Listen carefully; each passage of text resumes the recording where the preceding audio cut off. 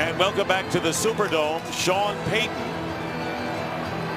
and Steve Spagnuolo, the two coaches, and they were both coordinators with the New York Giants. Spagnuolo on defense, Payton on offense, and the Rams' 6 wins equals what they had the last 3 years. 9th in the league in 20 points allowed, so their defense has improved. And you know about the great offense of Sean Payton and the New Orleans Saints, who have the 2nd best record in the NFC behind the Atlanta Falcons, who lead them by 1 game coming into today's play. Falcons beating up on Carolina. Set to go. Josh Brown kicking off to Courtney Roby of the Saints, who fields it at the 3. And a good return up past the 25 to the 27-yard line. And so Drew Brees, who's been on a hot streak, and Reggie Bush is back, and so is Pierre Thomas, who returns after a 9-game absence. And so many targets and weapons do the Saints have. The offensive line, it has been intact all year for them. They're going to have to do a job of protecting Brees against an improved Ram defense. First down at the 28. Throwing on first down, caught by Jeremy Shockey. And Shockey is hit by Bradley Fletcher, the cornerback, after a gain of 5. Take a look now at the Rams defense. Chris Long benefiting from the move from right defensive end to left defensive end. It's his natural side. He's more comfortable. At linebacker, they've started 6 different players at all the linebacking spots. James Laurinaitis controls everything from the middle.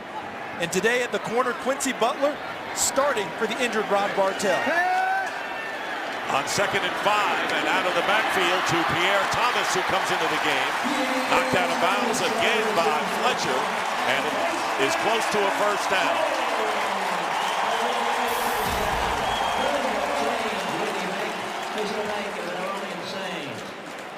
Tackled by number 32, Bradley Fletcher. And Fletcher goes out of the game and replaced by Kevin Dockery. So this Ram team already thin in the secondary, with the loss of Ron Bartell, who's not playing. It'll be a first down at the 38. What if the Saints coaches have watched him go off the field and want to attack that position early with their great wide receivers? Quick pass on the slant to Marcus Colston, and Colston gets about 5.5. Chris Chamberlain, the linebacker, on the immediate tackle. Great game of cat and mouse there between Drew Brees and James Laurinaitis. There was about 3 audibles on offense and 2 on defense. Just playing cat and mouse, trying to get in each other's heads early in the game. And it's fun to watch really smart, really good players try to control the game out there. 2nd down and 4. And a lot of good running backs on the Saints team, and the rookie Chris Ivory in there now. He's been a star as of late, and Ivory will get the first down with a great run into Ram territory to the 45, picking up 11. The Saints do a tremendous job offensively of mixing in personnel groups early in the game. Different backs, different receivers, different tight ends, and you see Chris Ivory here, really nice cutback run to get to the 2nd level of the secondary. But it's hard to keep up on defense with the pace that the Saints work at. And Pierre Thomas comes back in, and the quick out to Reggie Bush. And Bush gets loose and will be stopped about 3.5 yards shy of a first down by Bradley Fletcher, who came back into the game after going out for a play. When I talk about pace, I talk about the way they substitute personnel in and out. So if you're a defensive coordinator, you've got to figure out who they've got on the field defensively so you can make a call. And they work so fast that it's hard for you to keep up with your calls, which you want to do versus the personnel groups, because you can't figure out who they've got on the field. 2nd down and 3, and the pass intended for Henderson. And so what has been a very quick and successful drive stalls for the moment. And that will bring up 3rd down and 3. I know that Drew Brees just missed on that pass, but he reminds me of a great point guard. He's here in New Orleans, where they have Chris Paul playing for the Hornets, who's terrific. The way he maneuvers the ball, dishes it out to the guy that's open, and a lot of people get to touch the ball early, which gets them involved in the game. 3rd down and 3 at the 38. Lance Moore going in motion. And the quick pass is caught by Moore for the first down inside the 30. And so the Saints, with a very impressive first drive of the game, get 9 yards. They started at the 28. Here's early here that they're trying to attack Bradley Fletcher, the Rams' right corner. They've run the quick screen over there. They ran the ball that way. They're throwing here on 3rd and 3 that way. We'll keep an eye on that. Try to do that. Remember, Fletcher hurt the shoulder early. So you got Dockery going in there trying to fill in. And the handoff is to Ivory. And the Rams stop him for no gain, maybe a loss by a half a yard. James Laurinaitis. And this Ram team really stepping up in class, guys. Without question today, playing a road game. They've been successful winning the last 2, as you see that last play. But a road game, and they're trying to win to stay at least at top of the West. And they need to have negative plays like they just forced there and get the Saints into 2nd and long, 3rd and long in order to have success defensively. This is the 9th play of this opening drive. 2nd down and 10. And the pass is caught, but hit immediately is Jeremy Shockey. And a good play made by Craig Dahl, the strong safety, who wouldn't let Shockey get the first down and a gain of 8. And Jim, back to your point, which makes things difficult as we watch Shockey on the inside, second guy in from the top, running the out route. Good tackle by Dahl, putting him down on the spot. But going back to your point, 2nd and long, that's a down for the Rams defense. But instead, now it's 3rd and what they call manageable. It's 3rd and short. Yeah, 3rd and very manageable. And once again, it's advantage Saints. Saints have the 2nd best 3rd down offense, and the Rams the 2nd best 3rd down defense in the league. They flip it to Ivory, and Ivory will get the first down, still on his feet, and he winds up inside the 10. He gets 11 yards on 3rd and short to keep it going for New Orleans. This is a great short yardage play. They fake the quick inside dive and then quick pitch to the outside. They try to draw the linebackers inside. And Chris Ivory has got really deceptive speed. And I guess when you're in a backfield with Reggie Bush where that speed is so noticeable, you know, you don't stand out as much. But Chris Ivory, you see here, he's averaging 5.2 yards a carry. That indicates to me burst, speed, and finish. Ivory from the well-known school of Tiffin University in Tiffin, Ohio. And on first down, the handoff is to Ivory. And Ivory down around the 10-yard line. If the Rams defense here can hold them to a field goal, then I think it's a win. And this Saints offense is a fast starting group, and you've seen it so far. They're down the field, they're in and out of personnel groups, and they put points on the board early. But if the Rams can get out of here with a field goal, then I think that's a win for the Rams. 12th play of the drive. They've consumed nearly 6 minutes, and the pass is thrown underneath, and it's caught by David Thomas, the 2nd tight end on this club. They get to the 5-yard line. Laurinaitis was right there, and it'll be 3rd down and goal. See, Breeze, one of the things about him, the patience he has in the pocket and the ability to say, you know something, I will not force it into the end zone. I'll take the check down and hit my guy that's open and come back for 3rd and goal. Friday we saw practice and 11 different people touch the ball in this red zone drill. 3rd down and goal. A delay handoff, the pass up the middle, and it's going to be a touchdown to Marques Colston.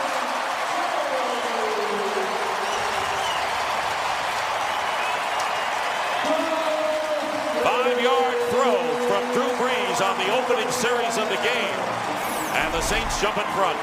Now this throw and catch reminds me of something that Drew Brees told us in our meeting. And you know what it is? Is that I don't ever really think that Marques Colston is covered.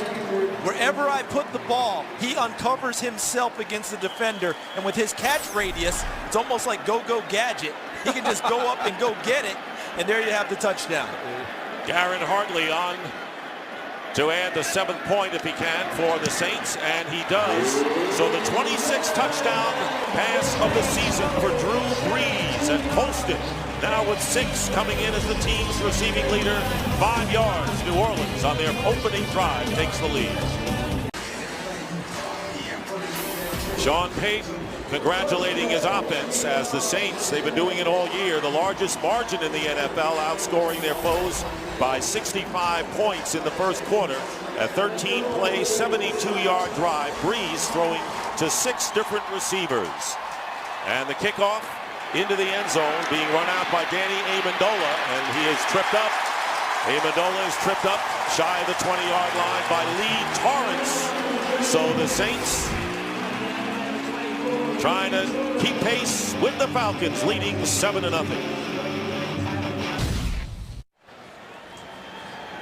Back here at the Louisiana Superdome, the Saints leading 7-0 in the Rams with their first offensive series, and rookie Sam Bradford, he says, what is better than fighting for a playoff berth in December in your rookie year? Starting from the 10, or make it the 18, and the handoff to Steven Jackson. Jackson has had solid games against the Saints in the past. Let's take a look at the Rams offensive unit. Jackson needing 15 yards to go over 1,000 for the 6th straight year. Amendola and Gibson and other who are not big names as wide receivers. Mike Carney is out of there at fullback, injured today. Roger Saffold, the rookie, number 2 pick, has had a great year up front. 2nd and 6.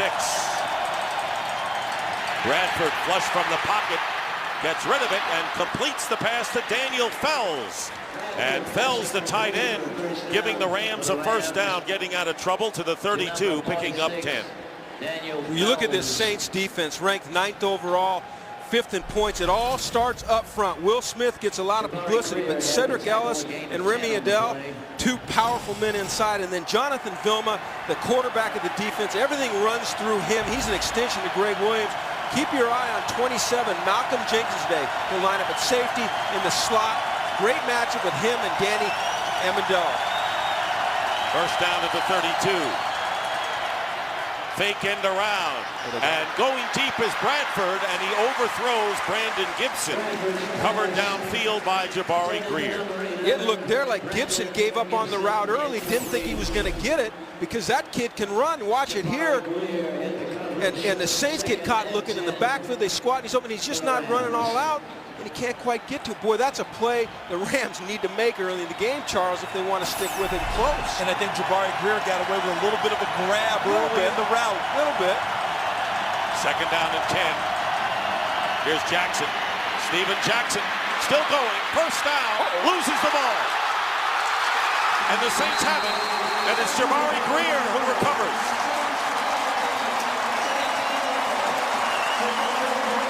Roman Harper knocked it away from behind, and Greer recovers, and the Saints get the ball back. Well, they work on this.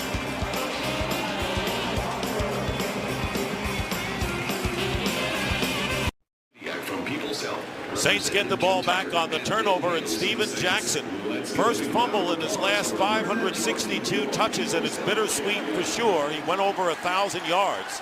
For the 6th straight year. He's already held the club record, and then he fumbles after a 20-yard gain. Here's Pierre Thomas, and nothing doing on first down as the Saints start from their 39. And watch as Steven Jackson breaks free. Notice the ball's in his right hand. Remember, he has a broken ring finger on his left hand. He wants to hold the ball in his right hand. Despite what you're taught, get to the outside arm, that allowed Roman Harper, coming from inside out, to help strip the football. Great job chopping it free. 2nd and 10, and Zach Strief, the right tackle, lining up as a tight end.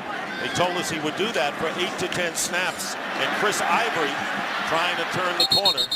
And Ivory getting it out to the 42, picking up 3 yards. Chris Chamberlain defending. Run out of bounds by number 57, Chris Chamberlain. So now this is a young team on the defensive again, and I know, Jim, how important it is for a team like the Saints to score on their first possession as well as they did. Well, the Saints are a team that's 2nd in the league in first possession scoring. And when you score first, there's a very huge correlation to winning a football game. Now with the Rams, it looked like they were going to respond on offense. Now on 3rd and long, they've got to respond on defense. And it's 3rd down and 8 for the Saints on their 41. Now Pierre Thomas into the game. And here's Breeze. Good protection. Pass caught by Lance Moore. And a first down again into Ram territory to the St. Louis 47 and a gain of 12 with James Butler covering. with all the personnel groupings, Jim, that you talk about, and all the motions and shifts with the Saints, occasionally they can get you off balance and confuse you. It looked to me like the Rams had some trouble. Okay, who's got who goes where? And then they blocked up the pass rush. Breeze, no problem stepping into that throw to the left side. Now Thomas and Bush are both in the lineup, and Bush goes in motion on first down, and the pass going to Bush.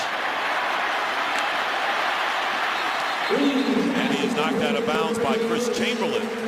Everything they do offensively is at breakneck pace. The way they get on and off the field in substitution, the way Drew Brees gets into the huddle, calls the play, gets to the line of scrimmage, the way they shift, the way they go in motion, and it puts tremendous stress on not only the defensive coordinator to get a call in once he recognizes personnel, but the defensive personnel to react. So what happens is you have to simplify. When you get simple, Drew Brees knows where you're going to be, and he knows where to go with the ball. How about 10 of 11 for a touchdown already? And on the end around here is Reggie Bush, who is lined up as a receiver, and he is knocked out of bounds about 3 yards shy of a first down by Craig Dahl, the strong safety. So that'll be third down, and the 49ers right now lead the Seahawks 7-0 in the first quarter. As you know, the Seahawks and Rams tied for first in the West. And that play should have been a loss. Right. C.J. Aiyuk came through, had a chance to spill it back deep. Chris Chamberlain missed the tackle on the corner. Reggie Bush made something out of what should have been nothing. Yeah, now it's third and manageable again, Charles. 3rd and 3. Tight formation. Brees swings it out to Reggie Bush. He gets the first down, and down he goes at the 34. Coming up to make the play was Kevin Dockery, but he gets 6.5, good enough to move the chains. Jim, did that not look like the same play, essentially, that they ran 2 plays ago, except they did it out of a different formation and a different motion with Reggie Bush? Yeah, well, what they do offensively, Charles, is they minimize their concepts, but they do a great job of window dressing. They make it look different to the defense pre-snap, but they get multiple reps in practice because they're doing the same things. First down at the 34. Here is Chris Ivory. Chris Ivory pushed out of bounds, and another first down. And Jim Mora, do you think this Ram team has their head on a swivel right now? They don't know what hit them. Well, it appears that way. I mean, it appears right now that they're off balance, they're on their heels. Really nice run, nice block on the edge there. And Dick, to answer your question, look at the block on the outside. Block, David Thomas. They're on roller skates. They're moving backwards. They can't catch up. They can't get their breath. Ivory already averaging over 7 yards per carry. 1st and 10. Here is Chris Ivory again. And finally, tackle made by Laurinaitis after a gain of 4.5, and it looked like he would have broken up a lot more, Charles, if he hadn't made that tackle. And that's why when you're playing teams that are so fast and so elusive, it's like you hear about people talk about playing against teams that spread you out. That means every tackle essentially in open space can be a touchdown saving tackle. It's that important to be able to tackle in the open field, and that was one of them by James Laurinaitis. 2nd and 6, the ball is at the 12, and now Pierre Thomas checking in, and there is Reggie Bush in motion, and the screen pass to Thomas has some blockers. First down inside the 10, inside the 5. And it'll be 1st and goal coming up for the Saints after that 9-yard play. Thomas slow getting up, coming back from his ankle injury after missing 9 games. You know, I've been on the sidelines against a play caller like Sean Payton. And here you see the fake reverse to Reggie and the screen out to Thomas. Really nice misdirection play, but when you're on the sidelines trying to call a game against a guy that moves at this pace, you're at a loss, and you're just hanging on, hoping you can get a call into your guys that they can execute. 1st and goal at the 3, and 3 wide receivers spread out for Drew Brees. Here's Brees with a quick throw, and it's knocked away. And Marcus Colston may have prevented an interception by Quincy Butler and knocked the ball away from him after first trying to make the grab for the score. And this is well played by Quincy Butler because he knows that they love that back shoulder throw. That's one of the hardest things for a defensive back to cover. He sat right in the hip pocket of Marcus Colston, went to the back shoulder and almost created an interception. Quincy Butler signed off of the Saints practice squad earlier this year by the Rams. 2nd and goal from the 3. Thomas. And he's brought down after a gain of 1 by Gary Gibson. 3rd and goal coming up, and how many times have we seen the Saints operating in 3rd down and short yardage so far today? Well, just about every time, and they've been successful, and that's the key, is getting to 3rd and manageable, getting to 3rd and short, converting and keeping a drive alive. And the Saints have brought in their heavy unit, all right? Fullback, extra tight end, Zach Strief is an extra offensive lineman, but just because they show heavy look, yeah, they're going to throw does it that here. necessarily mean that they're going to run the football? Not the Saints. You never know what you're going to get. They're so unpredictable. Strief number 64. And there goes the fade. And the catch by Jimmy Graham. And a flag is down. Jimmy Graham makes the catch, and a penalty marker thrown close to the 15-yard line. Tony Correnti, the referee today. Regardless of how this goes, what a catch.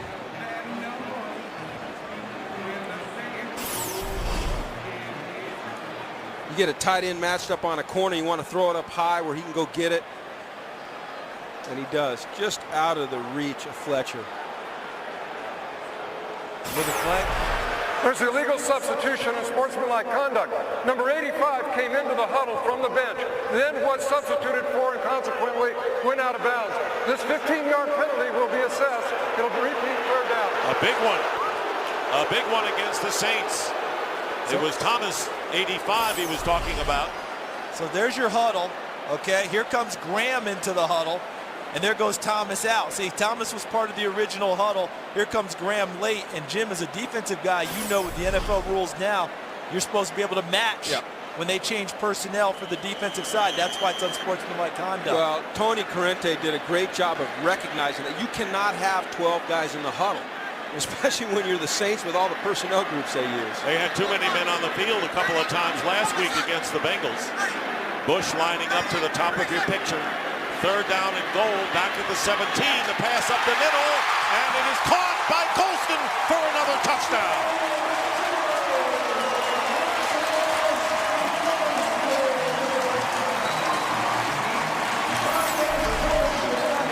You talk about having confidence in your receivers. This is a 2-deep zone, and Breeze throws it up to Colston on us. You would never make this throw theoretically, but when you've got a receiver like Colston who can go up and get it, you throw it up there against the safety. Safeties doesn't have the ball skills as a receiver. What Sean Payton talked about that on Friday. Great example there. Hartley with the extra point, and with 24 seconds left in the first quarter, it's 14-0. 2 touchdowns, Breeze to Colston. First one was 5 yards for the score, and this one was from the 17 on 3rd down and goal. 14-0, New Orleans.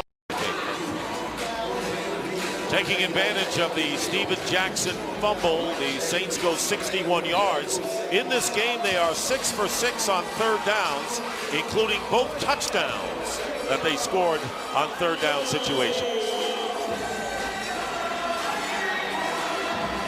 Danny Amendola back deep, and Thomas Morstead, who is the punter, but kicking off in today's game. So the Rams getting another chance, and a good deep kick. Amendola will run it out from the end zone. Gets hit, gets to the 20-yard line. That was Marvin Mitchell who made the tackle. So let's see what the Rams do. They were moving the ball before they turned it over. Now they trail by 14. The story of this game so far in a nutshell, and the 3rd down conversions perfect for the Saints, who also recovered a fumble. 19 seconds left in the first quarter, and on the end around, Brandon Gibson with good yardage gets the first down as he crosses the 30 and goes out of bounds with 12 seconds left in the first quarter. And those are the types of plays you'll have to see out of the Rams today to try and cut down on the aggressiveness and the pursuit of the Saints. They're so fast to the football that what you try to do is get them to flow in one direction and come back in the opposite. And that time will run out. That is the end of the first quarter with the score. The Saints 14 and the Rams nothing. And Fox NFL Sunday will continue after these messages. Ram defense hanging in together despite the fact they trailed 14-0. We start the second quarter. Dick Stockton, Charles Davis, and Jim Mora. First down at the 33 for the Rams. Sam Bradford with time completes the pass close to the 40-yard line to Daniel Fells. I like the way the Rams offense, they're going no huddle. Going no huddle. They talked about that, but I like the way they've responded to the two scores, coming out and being aggressive and pushing the ball down the field. Darren Sharper, who's been battling injuries all season, has come in as a fifth defensive back. 2nd and 3 from the 40.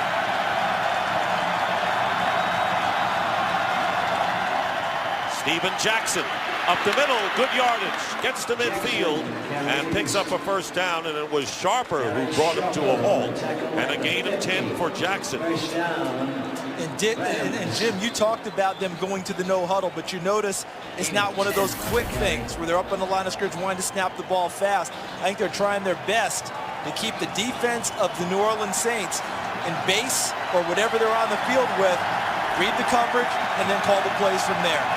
First down, and here's Jackson. Steven Jackson spinning his way and picking up about 5. And for a game break, here's Kurt Menefee. Kurt. Patriots picking up where they left off Monday night. Early on against the Bears, Tom Brady hooking up with Rob Gronkowski. Trust me, it crossed the goal line in the snow. It's 7-0 New England with the lead at the Bears. Dick, Charles, Jim. So snow in Chicago, Kurt, and again, no huddle for the Rams. 2nd down and 4 on the Saints 44.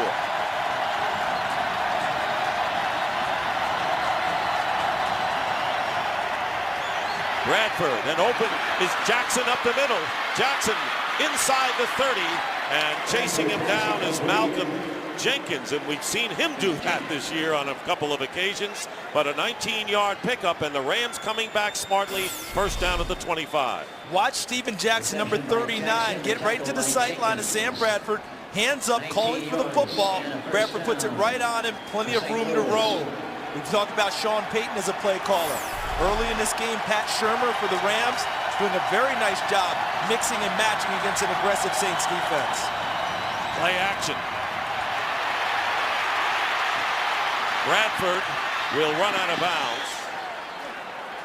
And there is the poise that the rookies have, a 3-yard gain on that play. So we know where he ranks. He's right up there among the quarterbacks drafted #1 overall through the first 12 of their rookie year. But the impressions that both of you have. Well, the statistics speak for themselves, but when you go meet with this kid, the poise, the command he has of the offense, the way he sees defense, his study habits, those are the things that jump out at me. 2nd down and 6, Jackson, or make it Keith Toston.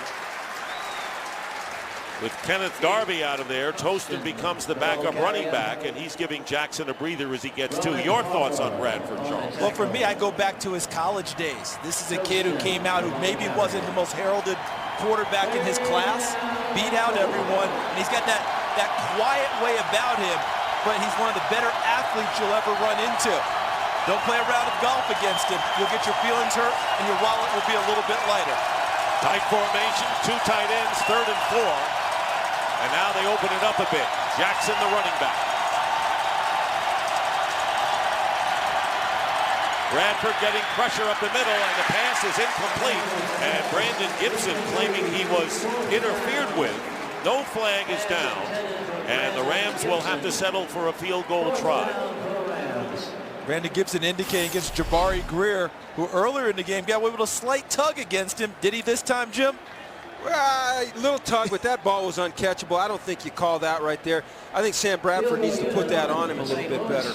This is a good drive for the Rams now. If they can come away with 3 here, that's a good response to the touchdown that the Saints just had.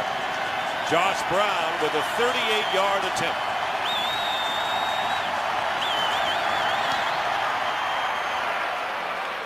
And Brown's kick is good. So the Rams come back after giving up 2 touchdowns. And Steven Jackson already has 59 total yards. It's now 14-3 Saints. So the Rams get on the board as Sam Bradford looks at the pictures from on top. And now Drew Brees getting ready to go to work. He's already done a terrific job. Roby is back for the Saints. 14-3, New Orleans leads. And here's Courtney Roby returning the kick, and he is stopped just shy of the 20 by Chris Chamberlain. You start with $1 million and all you can do is lose it.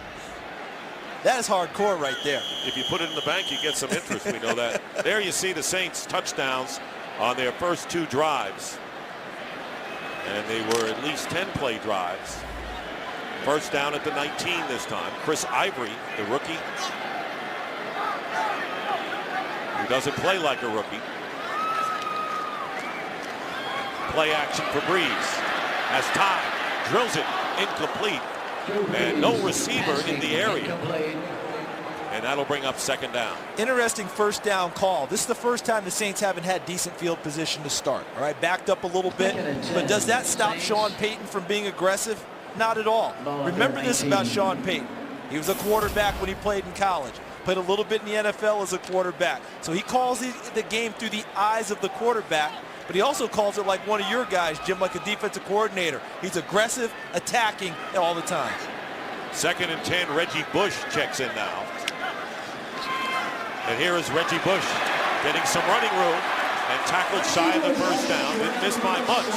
And it was Darian Stewart, the rookie, not drafted out of South Carolina, making the play, but a 9-yard gain for Bush.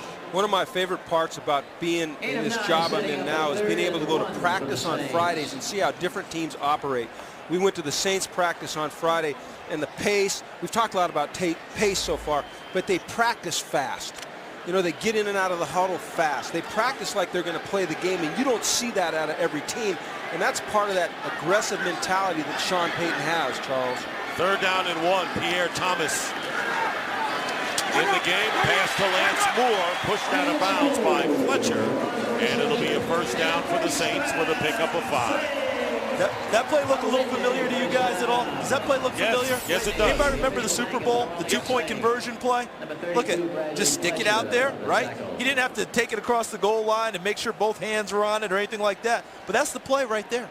Well, when you've got 3rd and 2, 3rd and 3, 3rd and 4, you've got a lot of things you can do. I think I saw it about 5 or 6 times. First down at the 33. Reggie Bush in the game, gets the call again. Reggie Bush breaks one, and Oshimago Otagwe nearly took his head off, and 2 flags fly. A very tough hit, and it was at the head of Reggie Bush. It'll be 13 yards, and it appears and then some. This will be interesting to see on replay about exactly how he got him, because sometimes things look. Personal foul. Defense, number 21, grabbing the helmet opening. 15-yard penalty will be added to the end of the play. First down. What I was going to say is that sometimes they look worse than what they are. In this case, that's exactly what they thought it was. Any part of the helmet that you contact is going to draw a flag, and Oshimago Otagwe definitely got that. It was what we thought it was. Where's Dennis Green when you need him? Well, I'm a defensive coach. I kind of like that tackle. I thought he went to the neckline. But obviously they didn't see it that way. So 28 yards, 13 yards, and then 15 tacked on. Here is Drew Brees rolling out. He's had all day to throw, and this time he overthrows Robert Meacham. First time he has gone to Meacham, and he's has so many targets. We talked about the 3 running backs, 3 tight ends, and a number of wideouts. Watch Meacham coming all the way across the field in this route to give you that 3 levels. Right, Jim? You got one guy deep, one guy intermediate, and another guy short, giving Drew Brees a half-field read. Almost felt like he threw that one over the top of him just because he was covered. I think he was just getting rid of it there, Charles. And speaking of 3 tight ends, they have 3 in there right now, including one spread out to the right, and there's the screen to Pierre Thomas. And Thomas is tackled from behind by Gary Gibson. And a gain of 6 yards, so the Saints driving in Ram territory again. And one of the things the Saints do in their offensive philosophy is they design plays with specific people in mind. Pierre Thomas runs the screen game better than any back they have on their roster. Since he's been in this game, his first game back, since he's missed 9, he's already caught 2 screen passes. And he leaves the game for Reggie Bush. 3rd down and 4.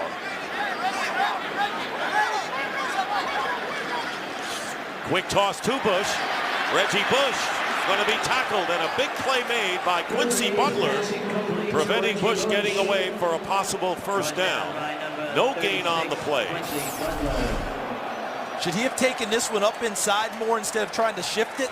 See, as he bounced it outside, if he takes it straight upfield, watch, he's going to cut to the outside instead of taking it right up here and maybe have a chance. And it's 4th down and 4, and the Saints going for it on the Ram 33, and why not? You're too far for a field goal. You don't want to punt the ball away. And with this offense, they're used to converting on 3rd down. And here's Breeze, slam dropped by Robert Meacham.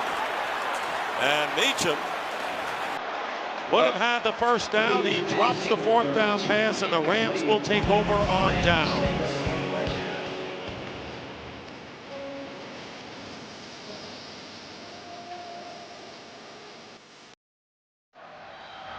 Fourth down and 4. The Saints used to converting.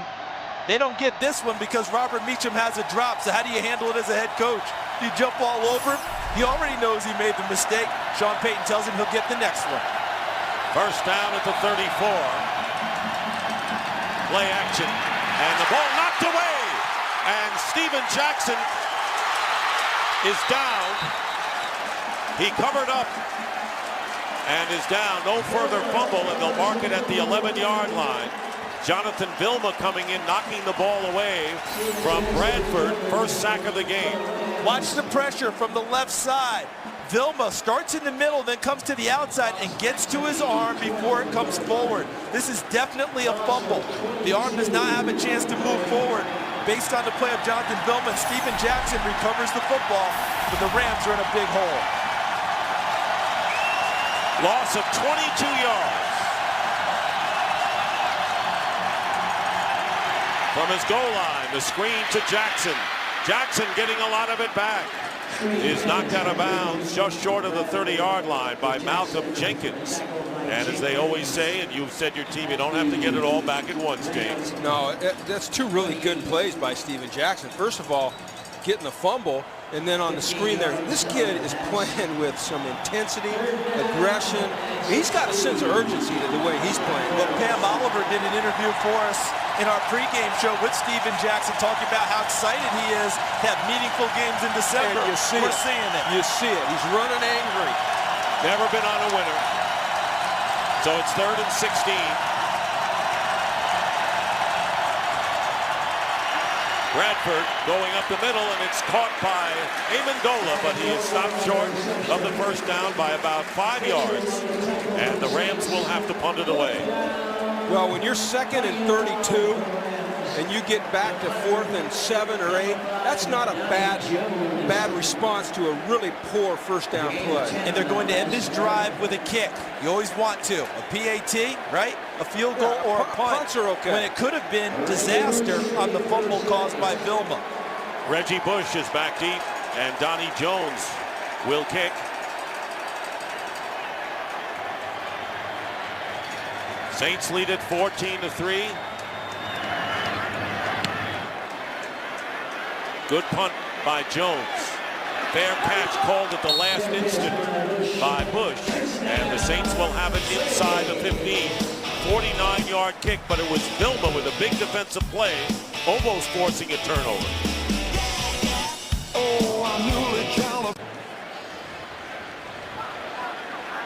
Saints with the ball, first down on their 13. Reggie Bush with the carry, and he's hit. Jim, as a head coach, tell me what your impression is of what we've seen in the last 2 series by each team's possessions. Well, I like what the Rams have done, and something that sometimes goes unnoticed is the way they were able to flip the field there. Remember, they had 2nd and 32 inside their 10. but they got positive yardage on 2nd down. Then they had a really nice punt to pin the Saints back down inside their 10. That's one of the unknown or unnoticed reasons why they're sitting at 6-6 and playing good football. Those little things are doing well. 2nd down and 6. Breeze trying to go to Colston. In the NFC South, the Atlanta Falcons crushed the Panthers 31-10. Michael Turner, by the way, with 3 touchdowns. So the Saints needing a win today to stay within 1 game of Atlanta in that race. And they have 1 game left against the Falcons. That will be in Atlanta, however. Charles, you know, you talked earlier in this game about the Saints starting fast and then hitting a little lull. You kind of see that, don't you? Yeah, this is the last 2 weeks. They've been up with strangleholds on Dallas and Cincinnati, up 14 in both of those games, and had to win them both late. This is what the Rams are counting on at this stage. 3rd down and 6. Breeze getting good protection, steps up and caught by Jimmy Graham. And the rookie from the University of Miami makes the catch and a gain of 21 yards. Sean Payton said the only thing holding back Jimmy Graham is me at this point. Look at the inside receiver here against what looks like a 2-deep zone. James Laurinaitis jumps up and he finds the opening.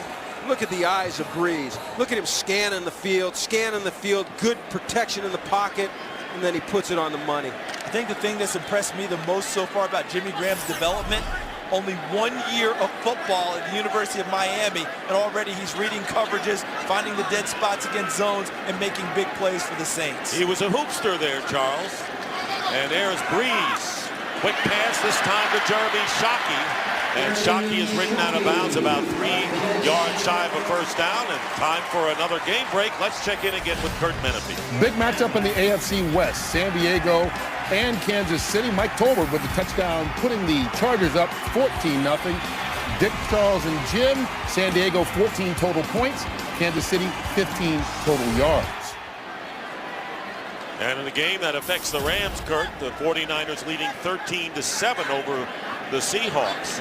7 different receivers catching a Drew Brees pass. This one caught by Colston, who has 2 touchdown catches, and he gets the 1st down into Ram territory. Kevin Dockery on the coverage, gaining 7. Charles, just when I talk about a lull, what happens? They pick up the tempo, don't they? The telepathy between the Saints and what we're saying up here. Okay, you want to see a lull? We've got one for you. But I go back to this, Jim. As a coordinator, you know how difficult it is to prepare for a team that spreads the ball around a bunch. And Drew Brees, my point guard analogy, still holds. 7 different guys have touched it already in the pass game. Pressure put on. And that was Kevin Dockery who came up from the secondary to force Drew Brees into getting rid of it and throwing it away. How about Friday's practice when they were working in the red zone? And Drew, I've never seen this. Now, I've been on staffs with 2 Hall of Famers and 5 Pro Bowl quarterbacks. This guy, after he'd deliver the ball, then he'd go mentally and even physically with a half throw in the footwork through every other throw that route had. And Charles, you talk about spreading the ball around. He did it mentally in practice every play. It doesn't come by accident. 2nd down and 10. Pass intercepted by Bradley Fletcher, and Fletcher brings it back to the 42-yard line, and the Rams pick off Drew Brees. An 8-yard return, St. Louis ball. Fletcher playing perfectly against Colston, and the first turnover committed by the Saints. Brees with his 17th interception of the year, and Fletcher with his 4th pickoff, and he leads the team in that department. So already 6 more interceptions thrown by Brees this year than last. 1st down at the 43, and a penalty flag is down.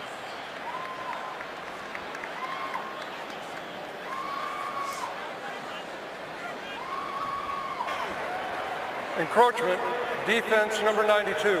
5-yard penalty remains. Remy 1st down. You go back to the interception. Colston takes the outside release. I think Drew Brees here was trying to throw that back pad throw to the back pad of Colston.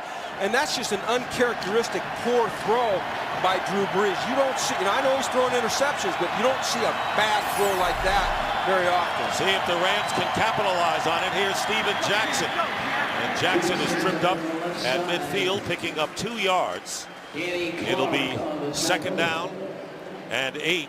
Danny Clark on the tackle. So I would say with 2.5 to go, this is a big series for the Rams to get something.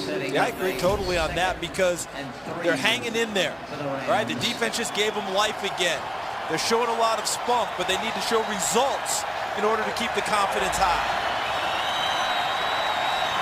2nd down and 3. Caught by Gibson, and Gibson is tackled, and a good play by Tracy Porter. Gibson picking up speed is tackled at the 27-yard line, and we wind down to our 2-minute warning. So Bradford and the Rams, who are down 14-0, are driving here. 2 minutes remain in the first half here in New Orleans.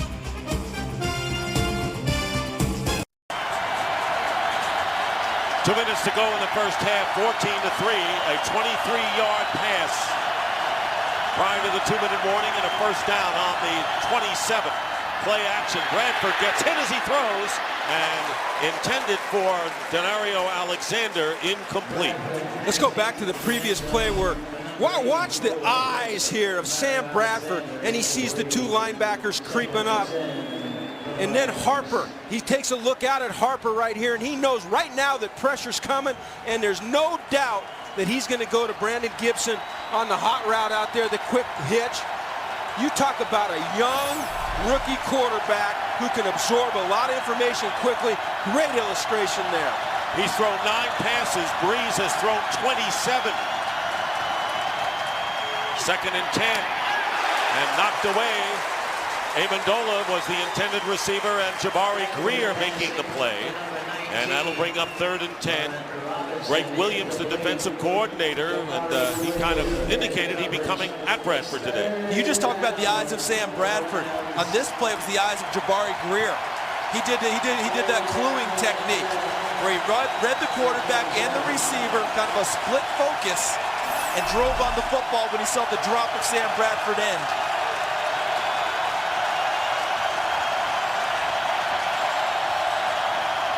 They give it to Jackson, and he's not going anywhere.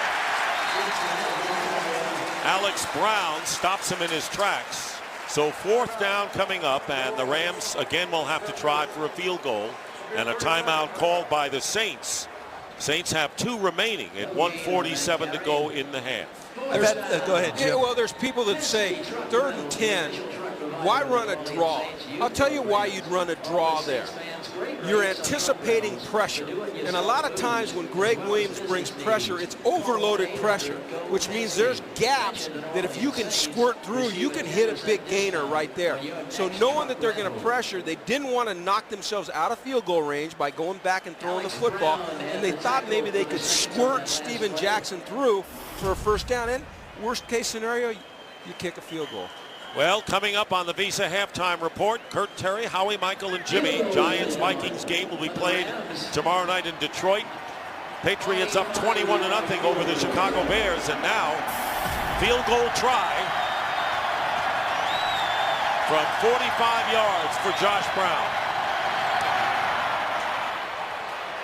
And Brown's kick is good, so the Rams get 3 back after the interception by Fletcher.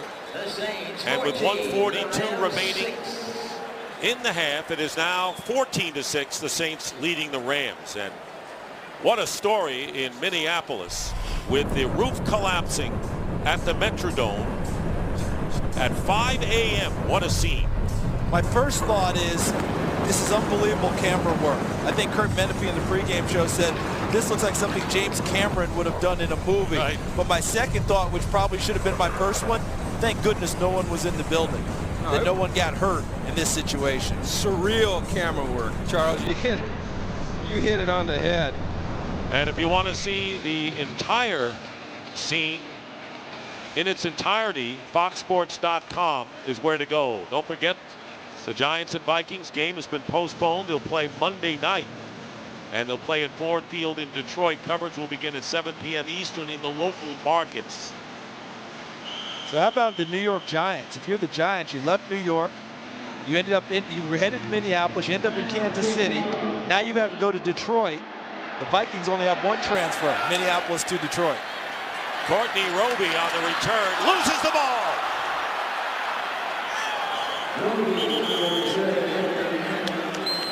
And the Rams recover. Courtney Roby coughs it up, and it was Britt Miller who forced the fumble, and the Rams get the ball back with 1:37 remaining in the half and 3 timeouts left. And let me state it right now, that now that the Rams have the football, this cannot end up in 3 points. This has to end up in the end zone. That's how you win football games, not kicking field goals. And look at the hit here by Britt Miller, and also by Chris Chamberlain, number 57, who really put the ball out. Yeah, Chamberlain put his hat right on the ball. Darian Stewart recovers, so the Saints turn it over twice in a row, and the Rams have an opportunity.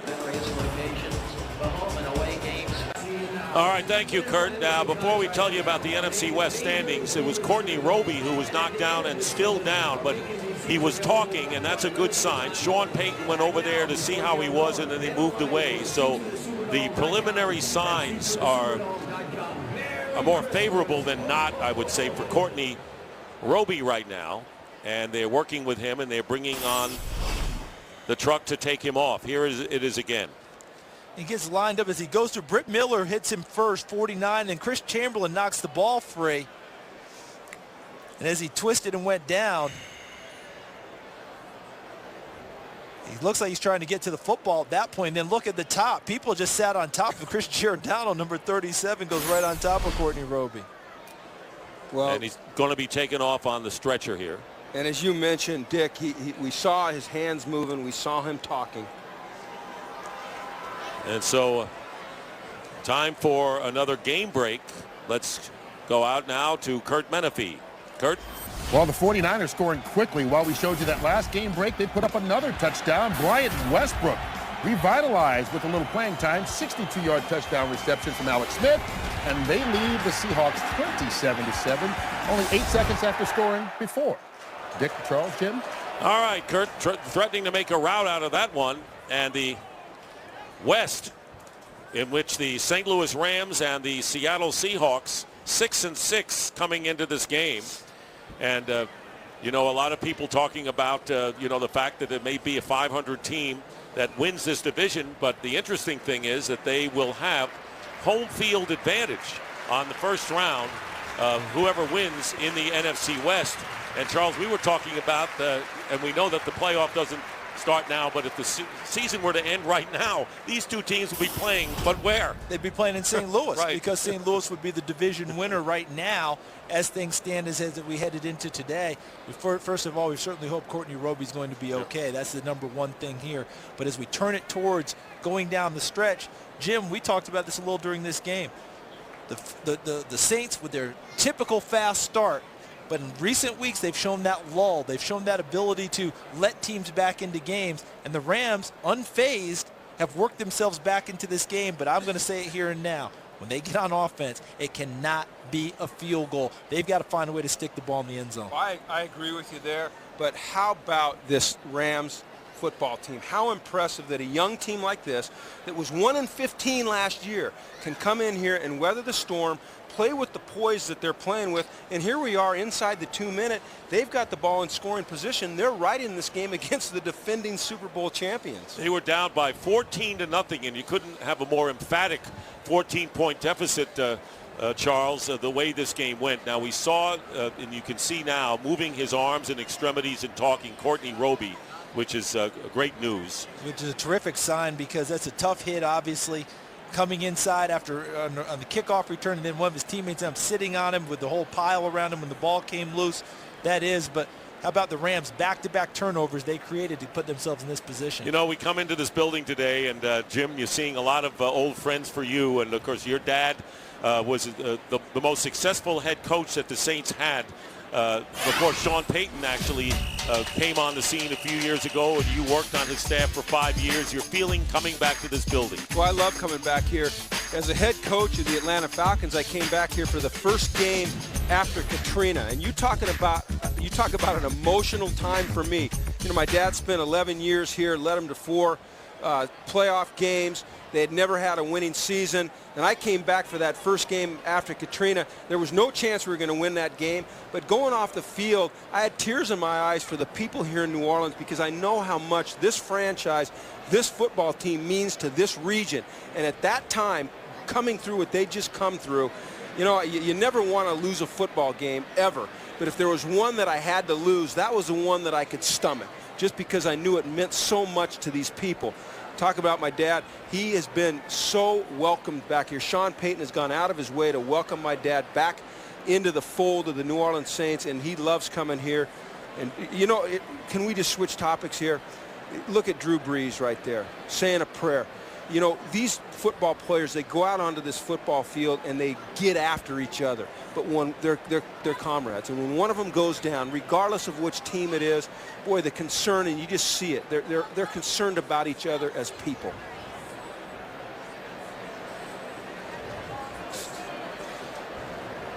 .137 remaining in the half, and now they lift Courtney Roby up on the stretcher and put him on there, and applause from the fans here. And while we have a few moments before we get back into action, it's time for another game break. So again, here is Curt Menefee out in LA. And this time we check in on the Bears and Patriots, and Johnny Knox makes the catch, but he's stripped by Devin McCourty, picked up by Gary Guyton, and returned 35 yards for a score. Chicago just fumbled again, so the Patriots have the ball again, up 24-0, approaching halftime. Dick, Charles, and Jim. And of course, the Packers lost today to the Lions, Charles. Huh? Yeah, and this would have given the Chicago a real opportunity to create a little distance between themselves and the Packers. But how about the Patriots? I know we're looking at the NFC playoff picture. The Patriots this week demolished the Jets on Monday night, 45 points. They're up 24 now on Chicago. And as you look at the leaders, Atlanta, very interested in watching this game here today. They've already won, and they love how feisty the Rams are being right now, because if the Rams go in and score, they're right in this game.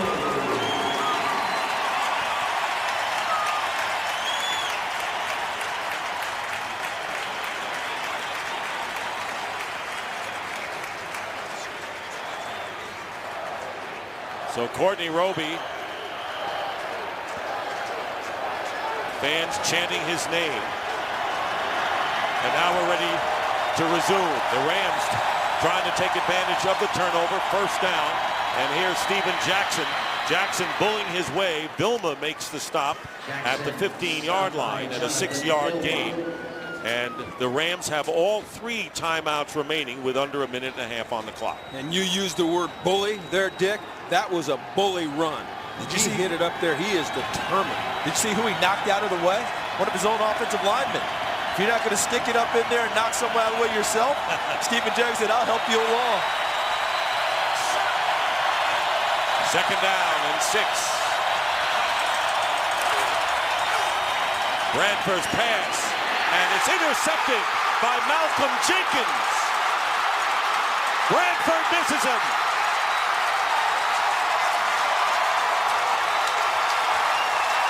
Jenkins all the way for the touchdown. 96 yards.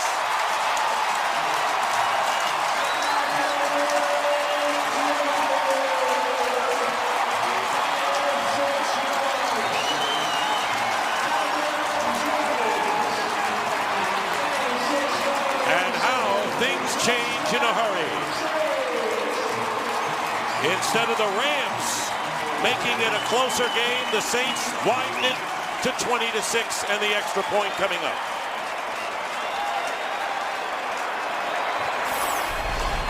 This looked like a play that the Saints would have pulled off last year when they had 39 takeaways on the season.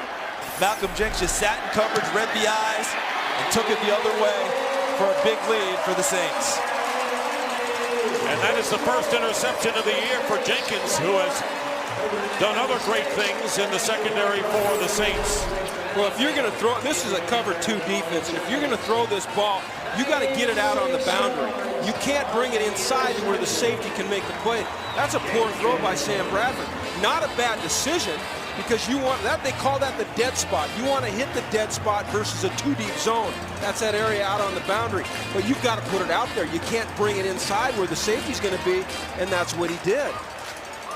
And you have to put a little pace on it. He was trying to throw it over the top of one level and drop it in on the other. And once you brought it inside, as you pointed out, Jim, once the ball was thrown inside, that allowed Malcolm Jenkins to make the play on it that he did. Yeah, not a bad decision, but a bad throw. So instead of a possible 14-13 game, if the Rams had scored, the Saints now with the lead, and Greg Williams with a huge interception, first of the year for Jenkins, returning in 96 yards for the score. And it's 21-6 with under a minute remaining. So the Rams, who have been relatively turnover-free in the last 7 games, only 3 of them, have turned it over twice today, and the Saints have scored on both of them. And that last one is a killer, because you've got a chance at least to put 3 on the board. Morstead's kick. Amendola in the end zone on the return. And Amendola brings it out to the 25-yard line. Well, on Friday, January 7th, it's one of the most anticipated bowl games of the season as the LSU Tigers take on the Texas A&M Aggies in a rivalry that is over 110 years old. Our exclusive coverage of the 75th AT&T Cotton Bowl Classic live from Cowboys Stadium begins at 8 p.m. Eastern. Kicking team number 59. 15-yard penalty, first down. 5 Pacific on January 7th in high definition on Fox. Another Saint is shaken up. And that's going to be Matt Giordano, and the penalty on the kicking team. Yeah, that went against Anthony Waters on the face mask, but Dick, that Cotton Bowl is going to be a lot of fun. LSU has the best defensive back in the country in Patrick Peterson. And Ryan Tannehill, who's become the starting quarterback for Texas A&M and has played very well down the stretch, he'll be challenged by Patrick Peterson. And Charles, you're going to be part of the pregame coverage, and I know that you've already done a lot of research for that big LSU Texas A&M game. To get ready for that game, you have to do a lot of research. Myself, John Lynch will be there for the pregame show. Looking forward to working with the legendary Pat Summerall. Kenny and Moose will have the call. We can't wait. That'll be a lot of fun. I think the Rams here have to be aggressive. They've got 3 timeouts, 41 seconds left on the clock. And even though Bradford just threw the critical interception, this is the time, Charles, you got to go after the Rams. You got to throw the ball to downfield and try to get some points. 41 seconds remaining in the first half, and the Rams still have all of their timeouts left. They're on their own 40.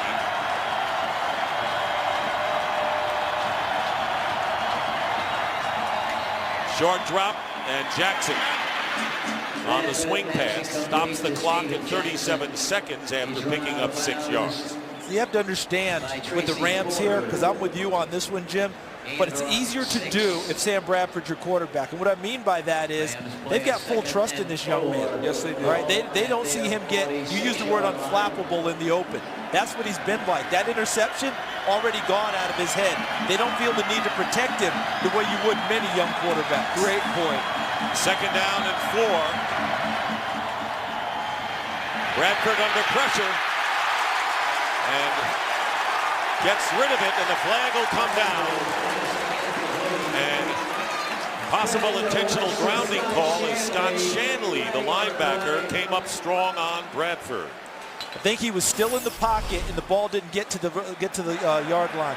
The quarterback was hit by a defensive player and then threw the ball thereafter. He is responsible for the action of the football. This is intentional grounding. Offense number 8 requires a loss of down, 3rd down. Scott Shanley, who got to him first and forced him to try and make a play, but Sam Bradford's still in the pocket. So you can't ground the football from still within the pocket. If you get outside the tackle box, as long as the ball got back to the line of scrimmage, it wouldn't be intentional grounding. Well, how about, normally in this situation, you'd see a defensive coordinator sit back and play some soft zones, Not Greg Williams, baby. He is bringing it. He's dialing up pressure, and that's his philosophy in these 2-minute situations. And that doesn't surprise anybody. No, absolutely not. How about his hat? The beat hat that he had on Friday at practice? Got to have speed to play for Greg Williams. And what he's thinking right now, guys, he's thinking about another score. Yes, he is. He's trying to get another score for the half for his team. His aggressive mentality, and it's funny, he was a quarterback when he was in college, calling the game from the defensive side now. Ball is at the Ram 30. It'll be 3rd down. 30. And they have not spotted it. Right now they have spotted it at the 32. 32 seconds left in the first half. So where's it going to come from? Where will the pressure come from? They ought to run the football. They got to get to midfield for the first down, and they're going to give it to Steven Jackson. And Jackson working his way up to the 45, where Alex Brown makes the tackle, and a timeout called by the Saints. You got to run the football there, force the Saints to use their second timeout. Now you're going to be able to pin them back, and they'll be under 20 seconds left. If you throw the ball there and it's incomplete, the Saints have 2 timeouts, and you've got some issues on defense. Circling the 1 timeout left is Charles here. The Visa halftime coming up, and it'll be 4th down and 5. And so Lance Moore will go back in a punting situation for Donnie Jones. And in this situation, Jim, are you telling your punt returner, don't think fair catch here? You want to try and get a return in with 24 seconds and try and get in position? Or are you just saying secure the football? Well, it depends on the kick. All right, here's the kick, and it's a good high kick, and Moore will let it bounce at the 5. And it stays in the field of play, and the Rams will down it at the 1 with 12 seconds left in the half. So now you're seeing why Hank Fraley, Donnie Jones' teammate, has been passing out T-shirts to his teammates that say, vote Don Jones for the Pro Bowl, to try and get their punter a Pro Bowl bid.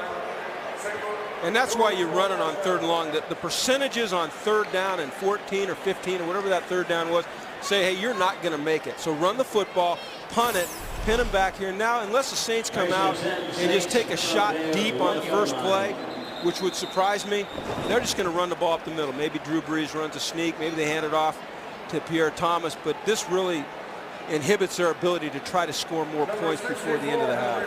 Here are the Saints leaders, and Drew Brees with 2 touchdowns and the pick. And the rest of the leaders, so 2 touchdowns from Brees to Colston in the first quarter. But the big play was the 96-yard interception return for a score to widen the margin for the Saints.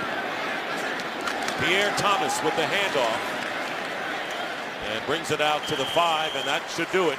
By the way, that 96-yard interception return, 3rd longest in Saints history. Darren Sharper had 2 longer than that. That is the end of the first half, with the Saints leading the Rams 21-6. Fox NFL Sunday will continue with the Visa halftime report after these messages.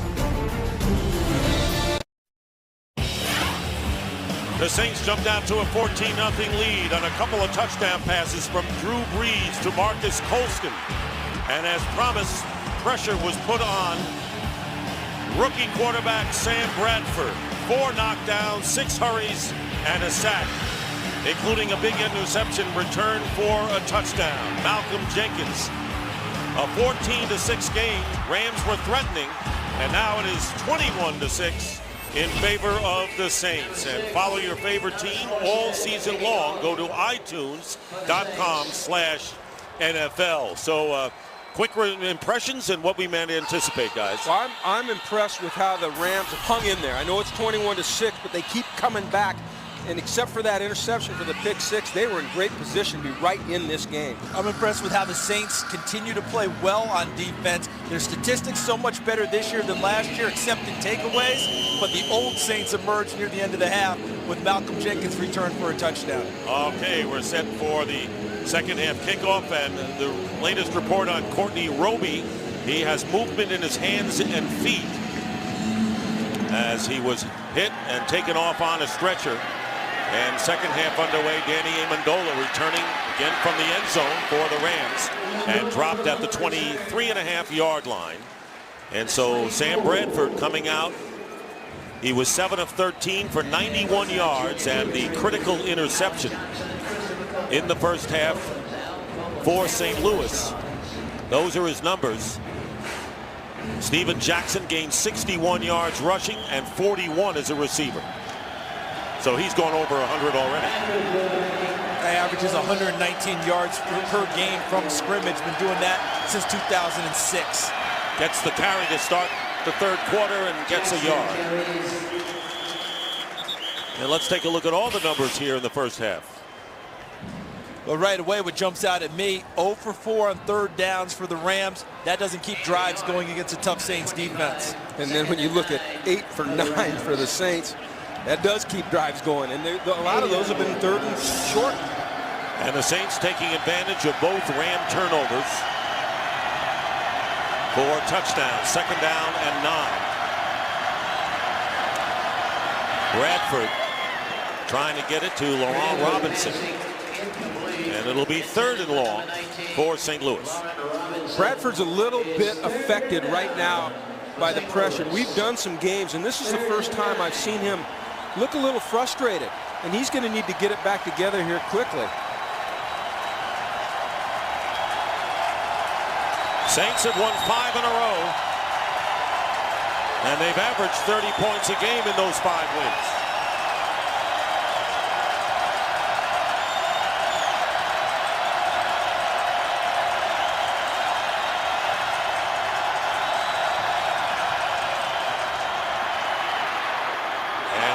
Incomplete, and it was intended for Amendola, and the coverage by Malcolm Jenkins. So 3 and out for the Rams on their first possession to start the second half. And this is where the lack of speed at wide receiver for the Rams shows up.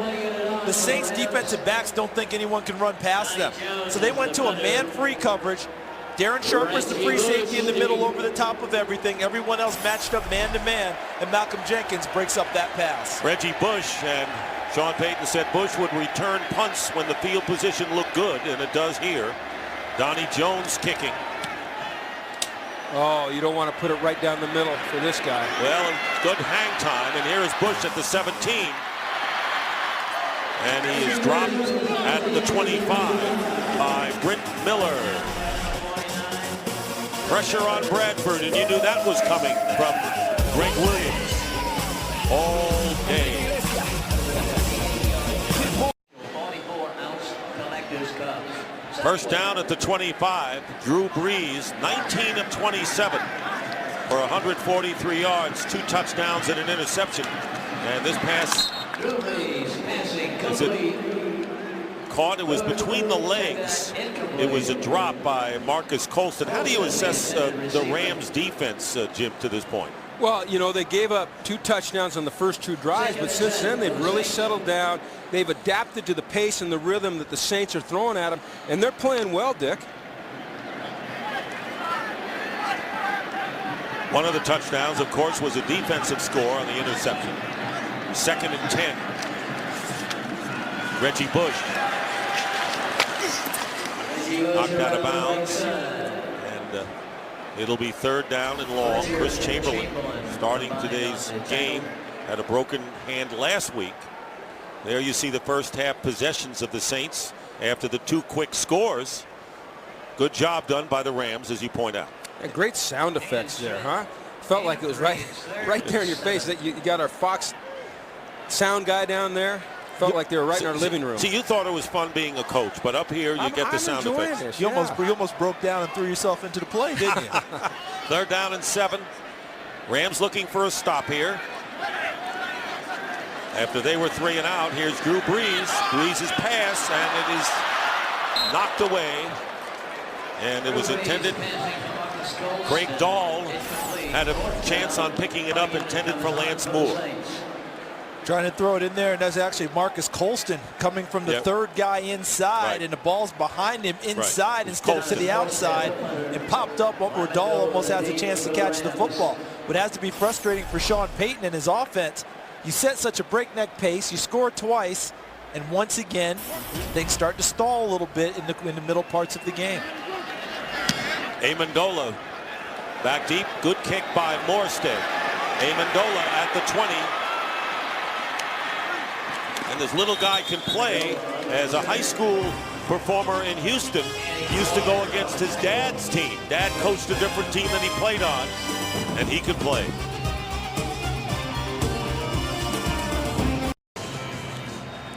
Greg Williams, the defensive coordinator for the Saints. Earlier talking with Jonathan Vilma, his middle linebacker, who's an extension of him on the field. Drew Brees, Sean Payton on offense, Vilma and Williams on defense. Bradford goes underneath to Fells, and Fells with an extra effort gets 9 yards. And there is Payton and Brees, who you were pointing out, on the other side of the ball. Well, that connection between play caller and middle linebacker and quarterback is so critical, because like you're looking at Vilma here, he's an extension of Greg Williams on the field. Drew Brees is an extension of Sean Payton on the field. And you made the point earlier, Jim, about James Laurinaitis having free reign on the field to make calls and checks.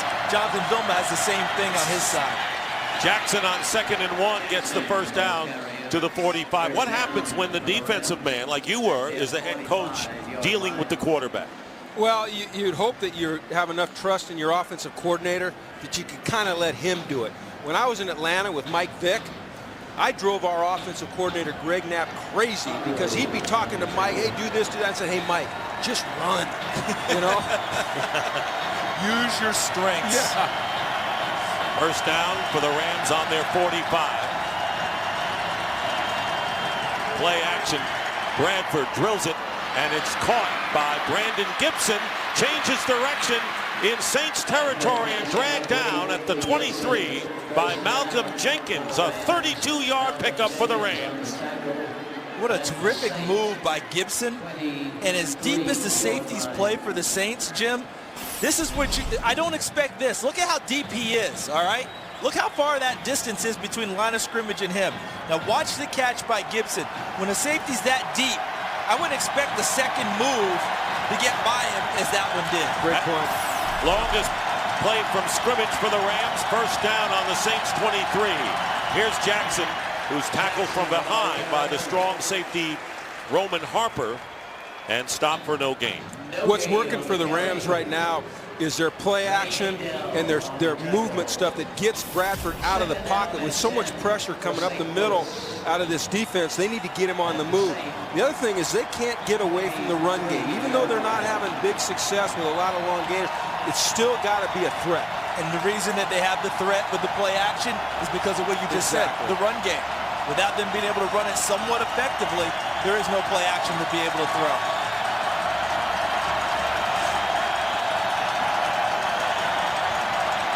Second and 10, and a movement by the left tackle, Roger Saffold. Offense, number 76, 5-yard penalty, remaining second down.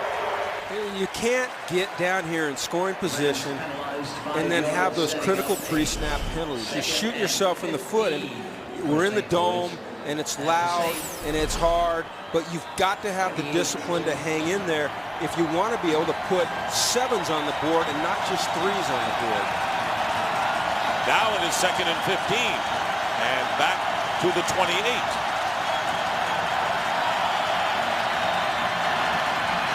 Bradford on the screen pass to Billy Bajema, his first catch of the game, and is tackled by Jabari Greer and loses a yard.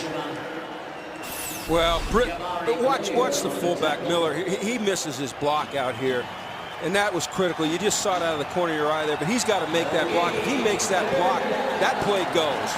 And Jabari Greer able to slip past it. The one guy in this situation that the Rams have not found all game long, Denario Alexander. I'm not even sure he's on the field on this play.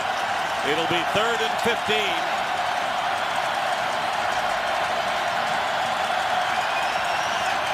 Empty backfield for the rookie Bradford. Bradford going for Laron Robinson, who got turned around. Well covered downfield by Malcolm Jenkins. And fourth down coming up. And the field goal team will be coming in Josh Brown. The protection is good by the offensive line. And allow Sam Bradford to be clean in the pocket and make the throw, but LaRon Robinson not sure which shoulder to look over to find the football. If he stays with the first shoulder, which is the outside shoulder, he has a chance to make the play. When he looked back inside, he gave away that chance.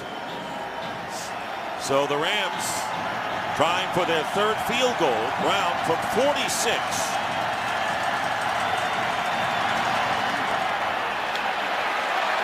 And the field goal is no good. He hooked it. So an opportunity goes by the boards for the Rams, who come out with no points, and the score remains 21-6 in favor of the Saints. Josh Brown wide left on the 46-yard attempt. And this is just a bad route by LaRon Robinson. We've got a free safety in the middle, and Bradford's trying to throw that ball out away from the safety, and I don't know why he looks over his inside shoulder there. From the 36, Pierre Thomas. And first came back after missing 9 with an ankle injury. Only his 4th carry, does not gain anything as Laurinaitis is in there, and he's on a pitch count today, just getting back. Reggie Bush back for his 3rd game. But Gary Gibson really stacked that play up. The defensive tackle, Gary the Bear, did a nice job, which allowed Laurinaitis to come in and help clean things up. 2nd down and 10. Reggie Bush now in there. Bush on the catch. And he's tackled by Quincy Butler, as well as Brian Keel, getting 5 yards. Quick Hit NFL Football gives sports fans a chance to coach their own NFL team for free. Choose your favorite NFL team, call the plays, and guide your team to victory. Play today at foxsports.com or NFL.com. I know they're up 21-6, but I think Sean Payton thinks picking up this 3rd down is critical because they have not established much rhythm since the first quarter on offense. Thomas and Bush both in there now, 3rd and 5. And Breeze stepping up, drills it, and it's caught. And it's Lance Moore with the first down as he gets into Rams territory to the 46, picking up 13.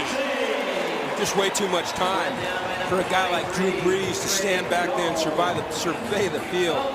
Great protection. They only rush 3 here, drop 8 into coverage, and they just can't get to him. Number 64. And he was looking out here, 13 yards on but the pass. it's well covered, and eventually guys get open in zone. Sean Payton said Lance Moore is the smartest player on the offensive team after Drew Brees. Quite a compliment. Brees regains his footing and going deep. Double coverage, knocked away. Meacham, the intended receiver. And good defense downfield. The Rams had him pegged with Dahl and Butler. Watch Drew Brees on this play. He slips as he comes out after the play fake to Pierre Thomas, but there's no panic. And then the second thing that occurred to me was he's throwing into double coverage, but he thinks his receivers have an opportunity to come down with the football even double covered, so he puts it out there and gives them that opportunity. Meacham does not have a catch in this game. He has been a hot receiver. And Reggie Bush, no gain. Chris Chamberlain making the tackle. Meacham in the last 3 games has 3 touchdown catches, but today has been shut out. No gain. To your point, Charles, Sean Payton told us he doesn't feel like the matchups that they get deep with their safeties on the wideouts are anything to worry about. So he's just going to loft the ball up there, feeling that his receivers against these Rams safeties have an opportunity to make a play on any ball that's in that 50-50 area. Saints are 9 of 11. How about those numbers on 3rd down? 3rd and 10. Brees' pass. It's caught. It'll be a first down to Colston. So now 10 of 12 for the Saints, coming in 2nd in the league when they have 3rd downs on offense and a first down to the 35. It's a tremendous collection of receivers, a true plethora of riches. But how about the protection that allowed Drew Brees to remain clean in the pocket, step forward, and deliver another strike downfield? Colston with 5 catches and 2 touchdown receptions and a first down on the 35 of the Rams. Pierre Thomas. And wrestled down by Chamberlain after picking up 4. And another Saint player is shaken up. I think it might be a shoe issue there. Look like John Stinchcomb. Yep, he's need a all little right. bit of help to pop that size, whatever, back onto those dogs and get up and play again. It's interesting how that offensive line has been intact, and that is really a secret to a team's success any year. Right. You know, the continuity amongst those 5 guys is so critical. Second down and 6. Breeze pumps once. Caught, touchdown, Lance Moore. 31 yards, and the Saints add to their lead.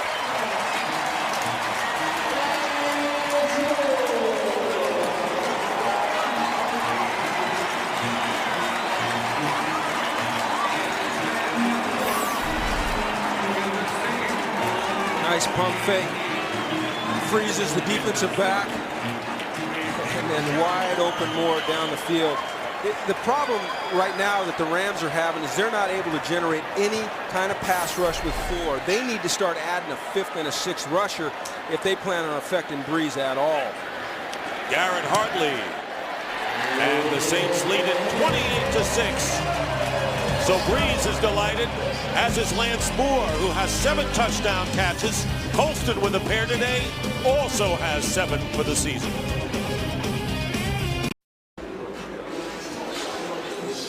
And we're back here at the Superdome. Drew Brees, Lance Moore, and the Rams trying to defend Drew Brees. No one is doing a good job of it in the league. Danny Amendola back deep to return the kick. Thomas Morstead with under 5 minutes to go in the 3rd. Here's Amendola. And he's tackled by Marvin Mitchell. How about Drew Brees and his leadership? Well, great quarterbacks are great leaders, and this guy is about as good as they get.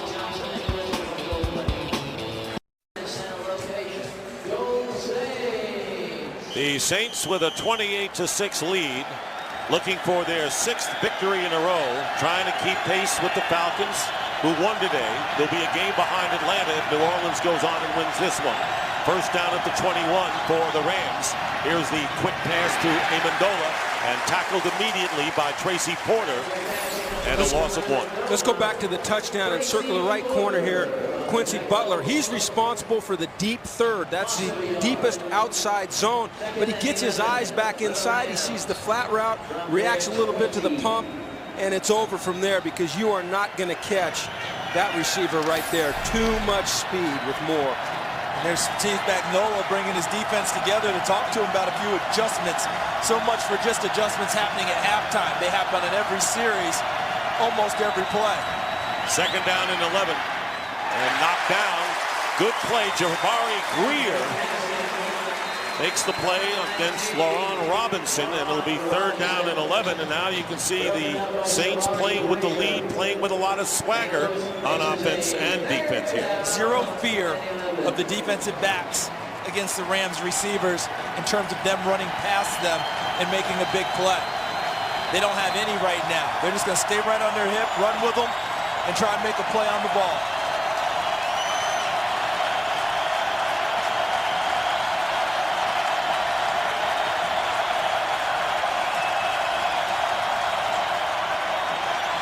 Bradford under pressure, and down he goes at the 10. And that time, Roman Harper. So the secondary playing big time for the Saints. Here's Harper to the left side, right there. He comes through. Steven Jackson tries to block him, but gets there way too late. Roman Harper went to his first Pro Bowl last year. He's determined to go back again. An underrated defensive back who makes a lot of plays.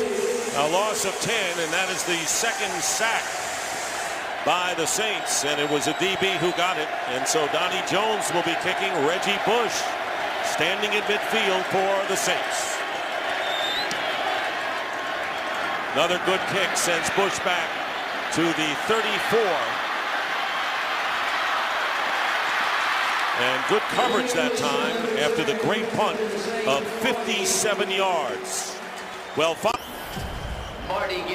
the early game stories, and of course the big one today, Giants-Vikings postponed because of the roof collapse at the Metrodome. They'll play tomorrow in Detroit, 7 o'clock Eastern.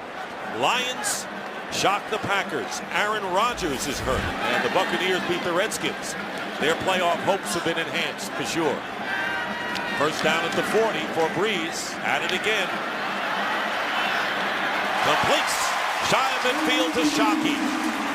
Gain of 9. Mobility of Drew Brees in the pocket here, Jim. We've been talking about the Saints offensive line. They've done a nice job, but here he buys time with his feet, and all it is just shifting and sliding in the pocket to find the throwing lane to make it downfield. Here's Reggie Bush. And Bush tackled by Chris Long. Mobility isn't always Mike Vick running down the field for first downs. Mobility is the ability to stay alive in the pocket and extend a play. And Charles, you sounded just like a quarterback coach there, talking about staying alive with his feet and buying time and giving ground. I think you got a future in coaching. You know better than that, but I appreciate your kind words. First down, and the handoff is to Pierre Thomas. Thomas will have a first down with his best run of the afternoon. Well, that means that if Jim Mora ever would coach again, you're going to have a job on the staff. At least get an interview. Quarterback. I'm going to get an interview. And just keep repeating that. Feet, feet, feet. Concentrate on your feet. How about the feet of Pierre Thomas there, Jim? 9 games missed. Getting him back for the stretch run. We watched him work out a little bit on Friday. How about having 3 backs like these guys? Well, just think about what they did while they were gone. 14 yards. That's where Chris Ivory emerged. And Julius Jones is inactive today. He's another one. Breeze going to take off. And he slides about 2 yards short of the first down. With under a minute and a half to go, he gets 8 yards. And the Saints trying to make it 6 in a row. And it's interesting, guys, as we take a look at the ad-libbing here. What doesn't he do well? He can throw the ball down the field. He's great orchestrating an offense, and he knows how to slide. Yeah, Josh Freeman needs to take a lesson from him, the young player from the Tampa Bay Buccaneers. They spent time together this summer where they said Josh Freeman to Drew Brees, hey, learn how to be a real pro. Learn how to do it like the guy who's a Super Bowl MVP does it. They did not cover sliding because we've seen Josh. That's one skill he still needs to work on. On that last play, Pierre Thomas getting the first down for the Saints. Under a minute to play in the third. The rushing story. Thomas stays in the game. First down on the 24 of St. Louis. Here's Breeze. Gets rid of it, and it's caught by Thomas. And look how quickly Breeze got rid of it. He could sense the sack, and he flipped it to Thomas. It's uncanny. This guy is so special. He sees everything. He feels pressure. He knows where everyone's going to be. He wanted to strike on the sideline downfield. Yeah, and he's so accurate, Charles. It doesn't matter if there's pressure on him or he's standing in a clean pocket. He's accurate. And that will be the end of the third quarter. Breeze with 3 touchdowns today. And the score, Saints 28, Rams 6. And Fox NFL Sunday will continue after a break from your local Fox station.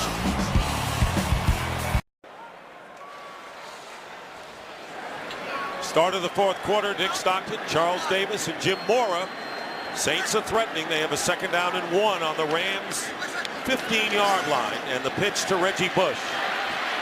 Flag is down. It'll be a first down. And out of bounds inside the 10, but a penalty.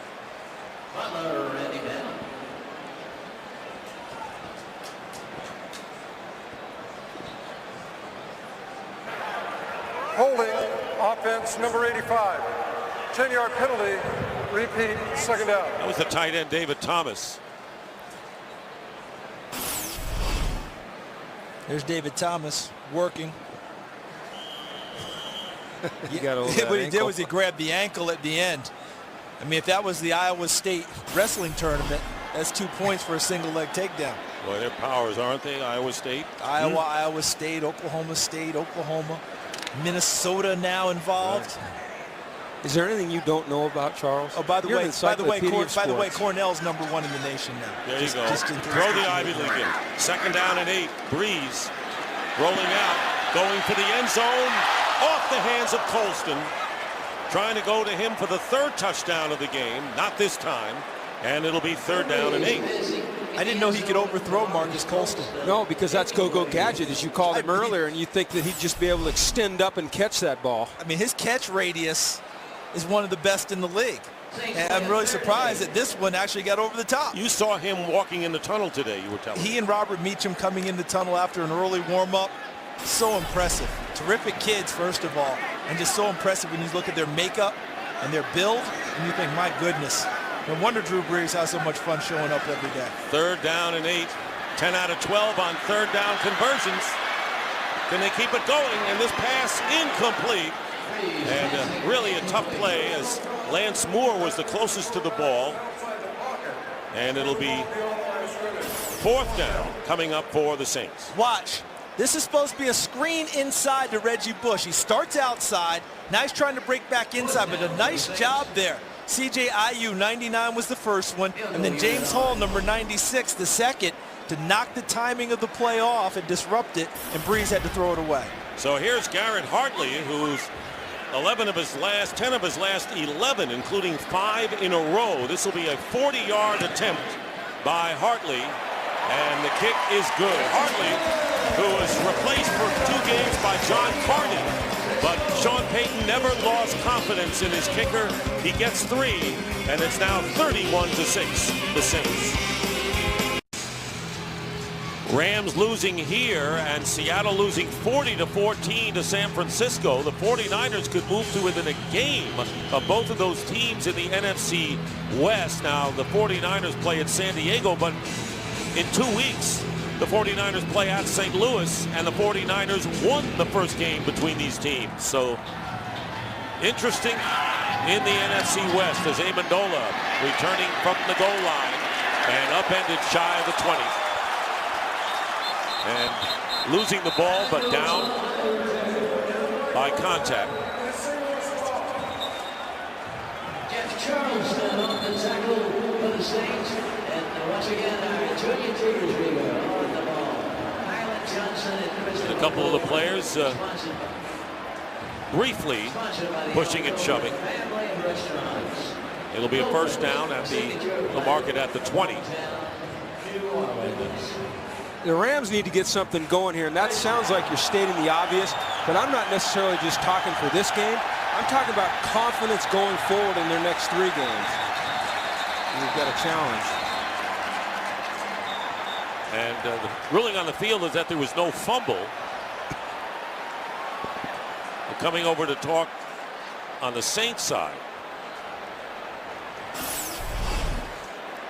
Charleston providing the hit on Amendola.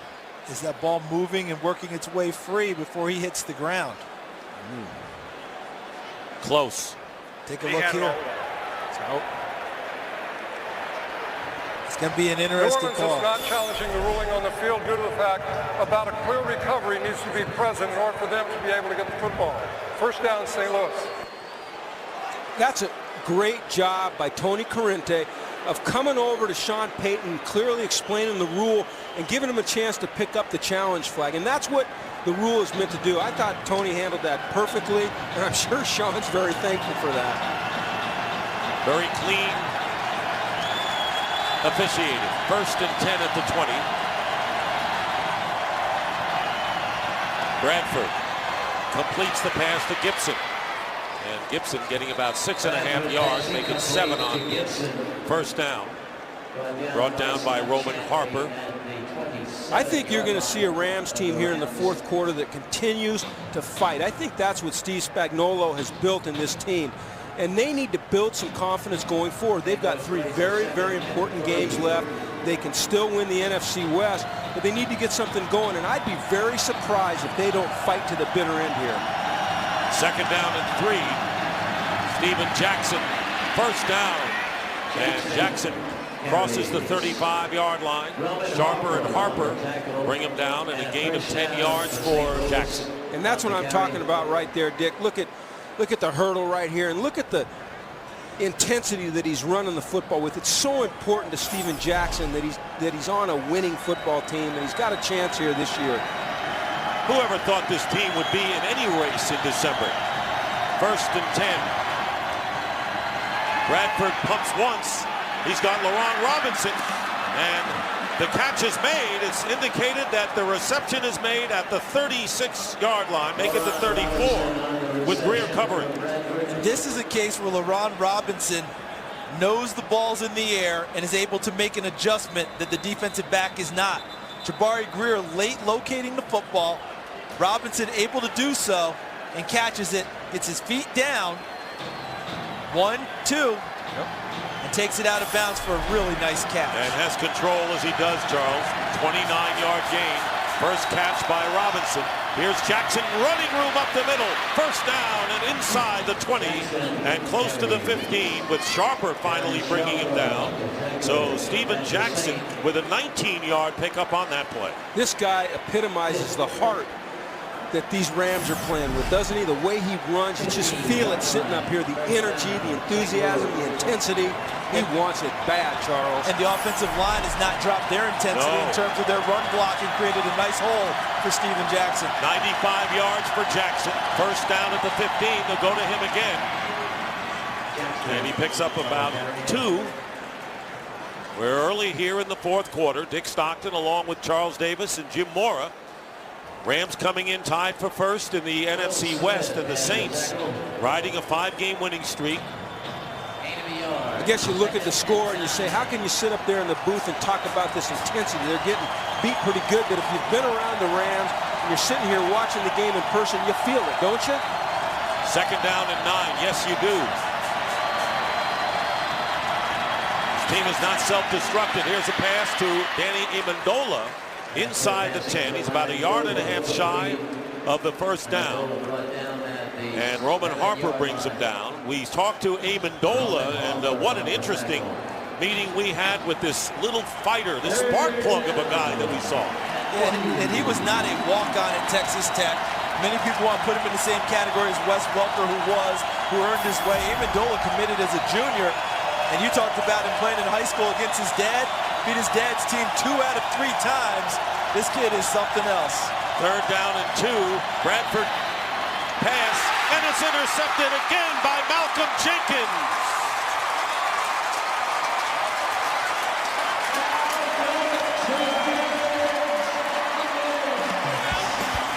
And the Saints just won't let the Rams get in that end zone.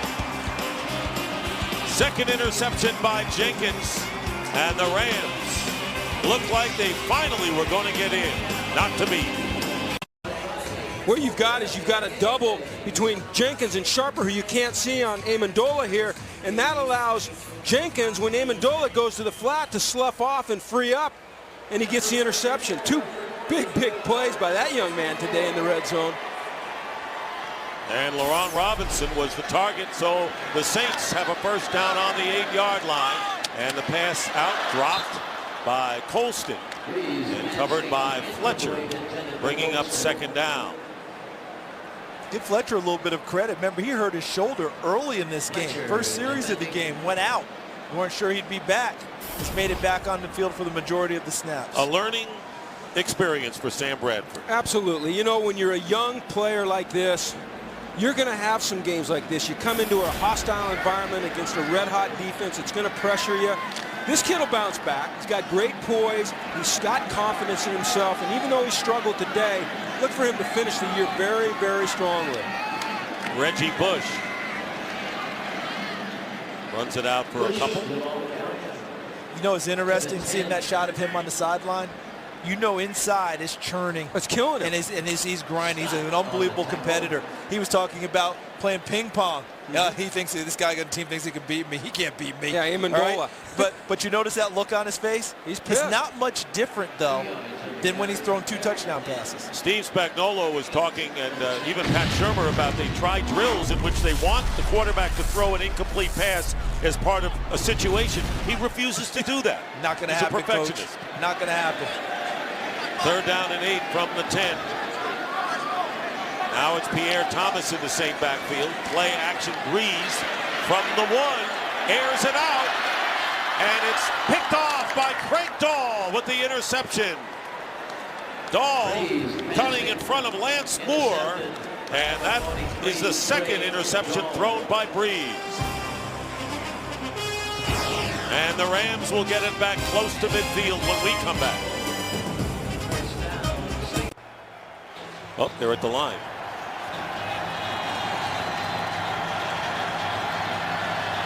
First down at the 50. After the interception by Dahl, the pressure is on, and the pass is caught by Vilma, hitting Steven Jackson. A ferocious hit as he caught it, but he held on, and there'll be a loss of 4. And Steven Jackson shaken up, stays in the game. I'll tell you one guy who's not taking his foot off the pedal. That's Greg Williams. He is flat bringing it. And Jonathan Vilma diagnosing and finishing off a play. 2nd down and 13. Bradford, and the pass is caught by Brandon Gibson to the Saints 49, and so the Rams trying to take advantage of the interception. And it was Craig Dahl who last week had his first career interception and now his 2nd, and Breeze's reaction for throwing his 2nd pick. This is that was his 18th on the year, which ties his career high, but he got just a little bit greedy on that play, and Craig Dahl made him pay for it. It'll be 3rd down and 8 on the 48 of the Saints. Keith Toston. Jackson on the sidelines. Remember, he was shaken up moments ago, wanted to stay in. So it's 3rd down and 8. Here comes everyone. And this pass is caught by Toston.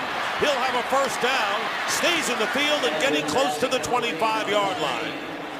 And a big gain of 23 yards with Shanley following him downfield, and the Rams again in business. And now they've got to go no huddle, but it's got to be much more of the hurry-up variety as we tick down towards 8 minutes to go. Tell you what, the Rams giving a good account of themselves, and once again, Jim Mora, this team fights. They may be down 31-6 to the Super Bowl champs. Here is Bradford, nowhere to go, and he's sacked back at the 34. That is the 3rd time they've gotten to Bradford, and it's Charleston. He's got to get rid of this ball. He just hung in there too long. He knows they need to get points on the board, so he's pressing a little bit, holding on it too long. But he's got to get rid of this thing. So it'll be 2nd down and 18 now. Ball back at the 33 of New Orleans. Steven Jackson checking back in.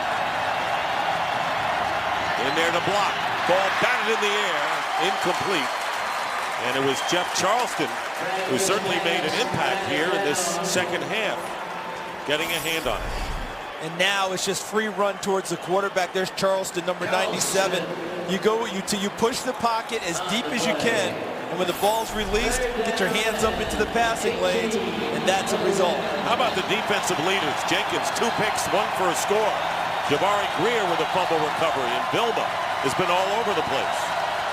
3rd down and 18.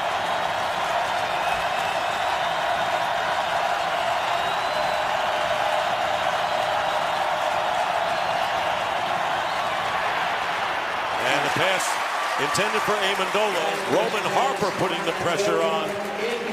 Coming in untouched to Sam Bradford, and it's 4th down. We just saw something you don't see very often. That's Amendola with a clear drop on the ball thrown underneath. That doesn't happen often, but it was 3rd and long. Greg Williams with pressure. Now we go to 4th and long, and the Rams have to go for it here. Any doubt in your mind on this one, Jim? Does he play coverage at all here? Not a chance. You don't often pressure on 3rd and 18. He's bringing it. Look how many guys they have up. They got everybody up. They need 18 yards to keep the ball. And the pass, Laurent Robinson has it, and he gets stopped at the 1. LaRon Robinson stopped by Jabari Greer at the 1-yard line, trying to get that ball over the plane. There's Greer. No. Knees definitely down there. Ball did not get to the end zone. So it's a good call by the officials, but they heat him up on 4th and 18 and get 32 yards. Yeah. Well, hey, he was squatting. Oh, Greer was looking for that pick 6 there, wasn't he, Charles? He was trying to hang underneath to catch the underneath routes that he's seen, and he stops his feet on Amendola, and LaRon Robinson keeps running. Nice throw by Sam Bradford. And the Rams call a timeout. 30-second timeout. And so with 4th and 18, Bradford hits LaRon Robinson, and the Rams trying to get in for their first touchdown of the game. And the big games on Fox continue in December. Next week, a rematch in a game that very well may decide the NFC East title as the Eagles travel to New York to take on the Giants. Then a week after that, the Giants again head to Green Bay for a showdown against the Packers. The big games are on Fox. Eagles, Giants next week. Giants, Packers in 2 weeks. I think. And let's take a look at the latest playoff picture. Falcons beat the Panthers. Bears losing to the Patriots. Eagles play later. And here it is. The handoff to Jackson. And Jackson is stopped, hit immediately. And it'll be 2nd down and goal. Marvin Mitchell right in the middle of that scrum. So it's a defensive play caller here on 2nd and short with a threat like Steven Jackson. How do you tell your team to play? Because to me, this is the down you throw on to have an opportunity. Greg Williams telling his team, don't let them get in. Looks like the same formation, 2nd and goal. This time Bradford flush from the pocket and throws it away. Good pressure, Danny Clark coming in along with Will Smith. Everyone covered though. They fake it inside to Steven Jackson, but they really didn't have a problem with that. Everyone else is covered in terms of eligible receivers, and they have to chase Sam Bradford out of the pocket, and he gets rid of it. It'll be 3rd and goal, and Hank Fraley, the center, lining up as a tight end. Remember, they don't have the fullback in there. Here's Jackson. And Jackson stopped again. The ball comes loose. Roman Harper. And Bradford chases him down. Roman Harper comes out of the pack with the ball and runs it back to the 17-yard line, an 82-yard return of the fumble. Jackson trying to get in for the score here. Number 1, there's Britt Miller on the lead, but the ball doesn't cut. Yes, well, I don't know about that. I mean, he's extending and putting it on the line. I don't know if that's going to be a fumble. That's a touchdown. To me, that's either a touchdown or he's down by contact. Yeah, the knee may have been down. Right. That's a touchdown. So either way you rule it, you've got to challenge it if you're the Rams. You can't let that stand. Because the knee is already going down there. He's extending the football there. Either way, this goes. Roman Harper tomorrow in the meeting room. Oh my goodness. Challenging on the ruling on the field that the runner did not score a touchdown. A quarterback running down a defensive back, he will never, ever, ever hear the end of this from his teammates. And you flip it over for the Rams, okay? Because Sam Bradford has shown his team the value of hustle. And he showed him all year. He showed him right here. Look at Sam Bradford. You will see that many times the rest of this evening, the way Bradford chased down Harper. We'll be back. Mike Pereira in our Fox Command Center. What did you see here? Well, I think you're looking at 2 things. Not a touchdown because the right shin, the right knee is down before the ball. There's your shot before the ball actually gets to the plane. So if it wasn't that, it'd be a touchdown. But here in this case, right shin being down, that should put the ball at the half-yard line. Was down by contact with the ball at the 1/2 yard line. It will be St. Louis's ball, 4th down and 1/2 to go at the 1/2 yard line.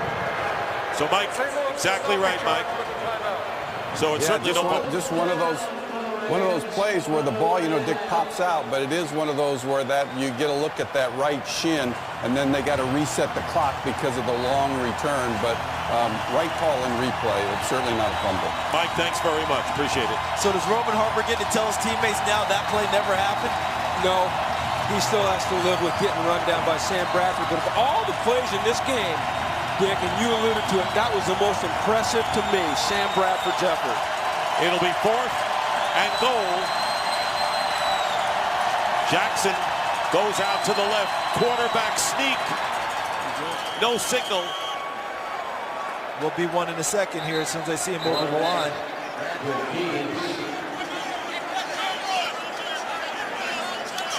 Want to determine that he has possession, I believe. Touchdown. Sam Bradford on the quarterback sneak, and the officials wanted to make sure that the ball had crossed the plane, and the Rams finally score. But it was pretty difficult, wasn't it, guys? It was. And Roman Harper, who had the long run, what he thought would be a fumble recovery, and chased down by Sam Bradford.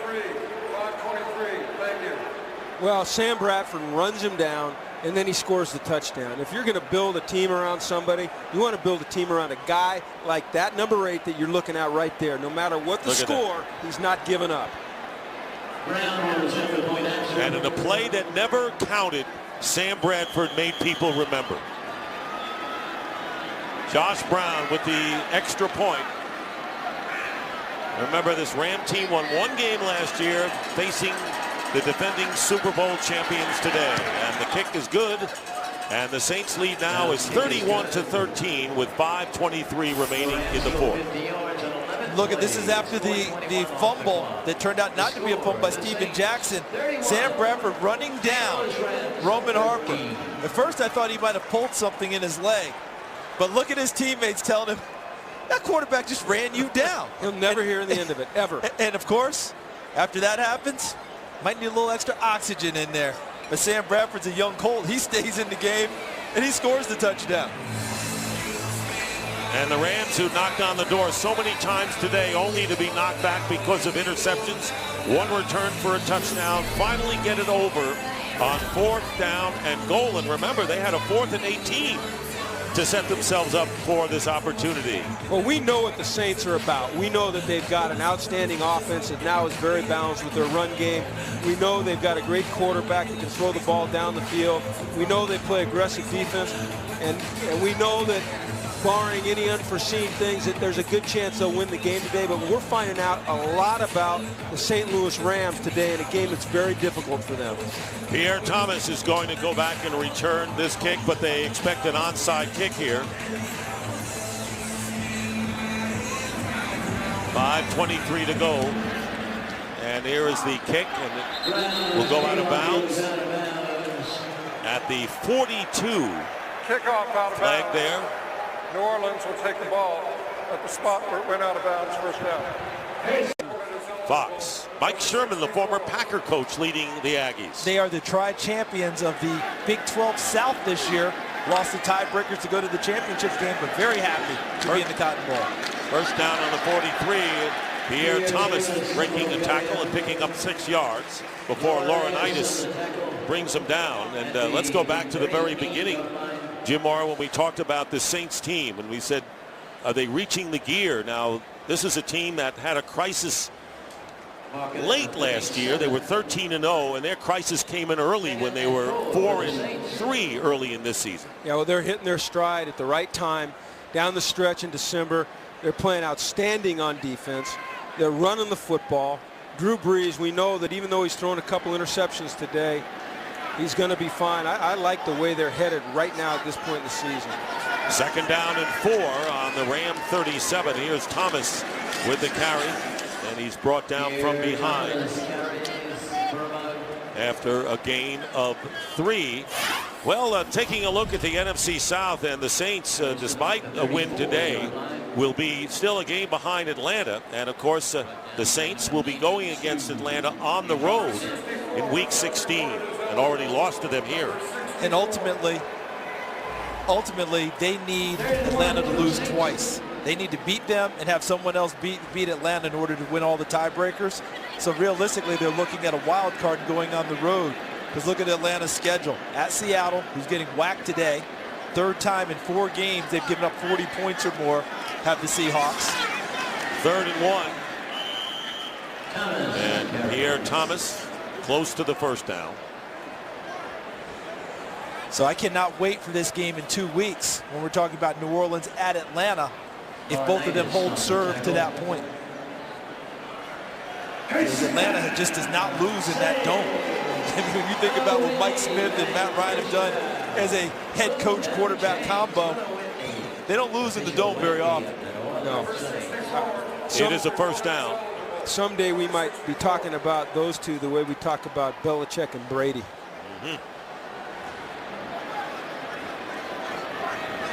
First and 10. The handoff to Pierre Thomas, and nothing there. And of course, you know, Mike Smith last year was a big deal for the Falcons to say they've gone back-to-back years with winning seasons, and now they're looking for much higher goals. Well, the Rams have called a timeout. They have one left with 3:04 remaining in the game, and a lot of new coaches and a lot of young quarterbacks really making an impact. Steve Spagnuolo and Bradford.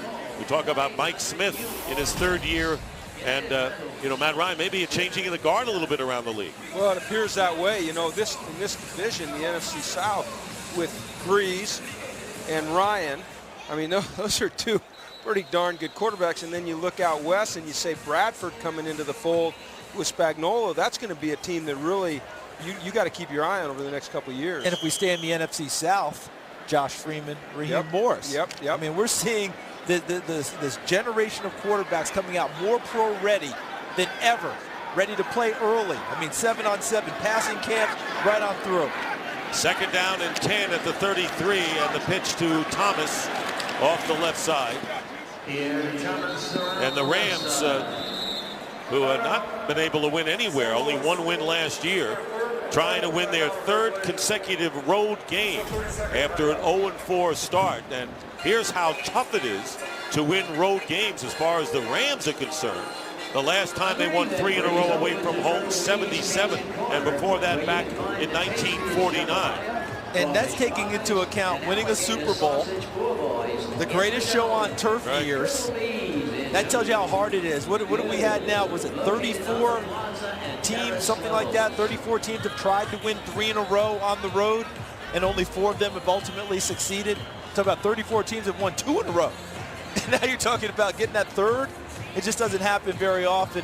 Happened to the Rams today. But if you told them before the year, 2 out of 3 on this road swing, I have a feeling that privately they would have taken that. Oh, they'd definitely take that. 3rd down and 9 for the Saints on the Ram 32.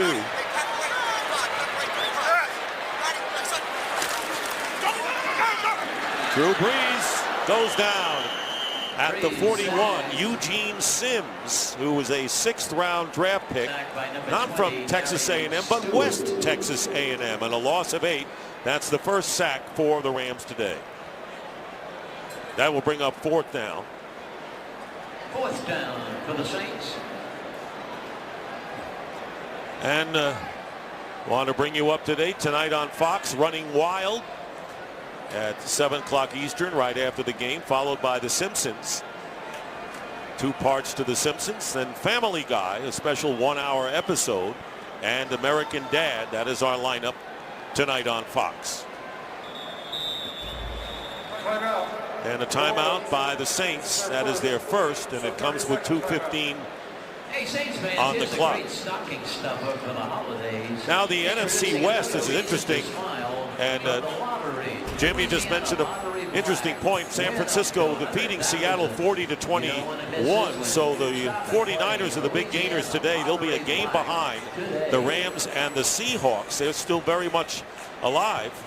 And when you look at the future with Sam Bradford, St. Louis is in solid shape as we take a look at the remaining games of the Rams and the Seahawks. Well, they're the only team, the Rams are, in that division that have a young quarterback. that they can build around. Of course, Matt Hasselbeck in Seattle is still playing at a high level and a very good player, but he's getting up in age a little bit. Great competitor, but you can't fight Father Time. Sam Bradford is just a great player, young player, has a bright future, especially in that division.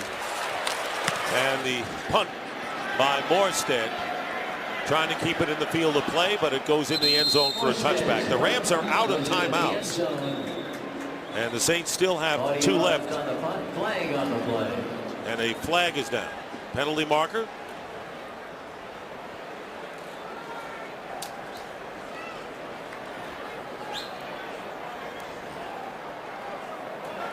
Holding, kicking team number 59. St. Louis has opted to take the penalty after the touchback, puts the ball at the 30-yard line, first down. It's on Anthony Waters. Next week, by the way, the Rams play Kansas City. As you look at the early game headliners, Michael Turner with 3 touchdowns to lead the Falcons. Hines Ward with a big game, going over 100 as the Steelers beat Cincinnati. And David Garrard as the Jaguars won a big one. They could end up being a home field champion in the AFC South. Did they get ready for the Colts? Right. Coming up. Keith Toston carrying the ball for the Rams and picking up 9 yards. As I was mentioning, the Rams play Kansas City next week. The Chiefs lost to San Diego 31-0 today in an annual Governor's Cup. It's like a college bowl game. 2nd down and 1. Keith Toston with a first down to the 48-yard line of the Rams, who trail 31-13. The 49-yard line. But they keep fighting, Dick. They keep fighting. They do, and the Rams will drop to 6-7. Seahawks also 6-7, and the leaders in the West are under 500. Essentially no blood today for those leaders, but the problem is you might have brought San Francisco into the picture. Flag is down as Toston carries, picking up 8 yards on the play. And the story of this game, 2 red zone interceptions by the Saints, but the big one was Malcolm Jenkins, who actually picked off both of them.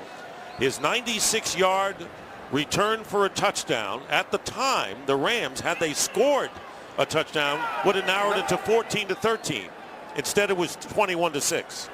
Illegal motion, offense number 84, was moving forward at the snap. 5-yard penalty, first down. Denario Alexander. So that was the crux of the game to that point. Yeah, the Rams were unable today to capitalize on good field position, some turnovers, and here the interception you talked about, Dick. But, the Rams did some good things, and they had some chances to make this game closer than it is. They're just not quite there yet, but they're certainly moving in the right direction as an organization. And what we saw with Malcolm Jenkins, the ball hawking skills that you saw at Ohio State are starting to translate now to the pro game, whether he's playing safety or corner in the slot. And the carry as we wind down to a minute to go by Keith Toston. We want to thank our production and technical crew led by Pete Macheska, our producer, Artie Kempner, our director, Fran Morrison, our associate director, Yvonne Wagoner, who's been in charge of making sure those numbers have been timely and correct, and they have been. 2nd down and 12, and under a minute to go. The New Orleans Saints will go to 10-3. Still a game behind Atlanta in the South. Here's Toston again. And with Atlanta, the #1 seed, and now New Orleans, are we looking at the 2 best teams in the NFC? Your thoughts? I think so. I definitely think so. With the Bears getting blasted today, with Green Bay getting beat and Rodgers getting hurt, I think the 2 best teams, without a doubt, in the NFC are both in the same division. Yeah, I agree with that totally, and we're going to find out about them as we go down the stretch. Both will be in the playoffs. One will have to be a wild card. Well, Drew Brees threw 3 touchdowns today, and the 2 former coordinators with the Giants, not at the same time, shake hands. Rams knew they would have a tough haul today, and it was. And the final score, the Saints 31, the Rams 13. We'll be back here at the Superdome in New Orleans in just a moment.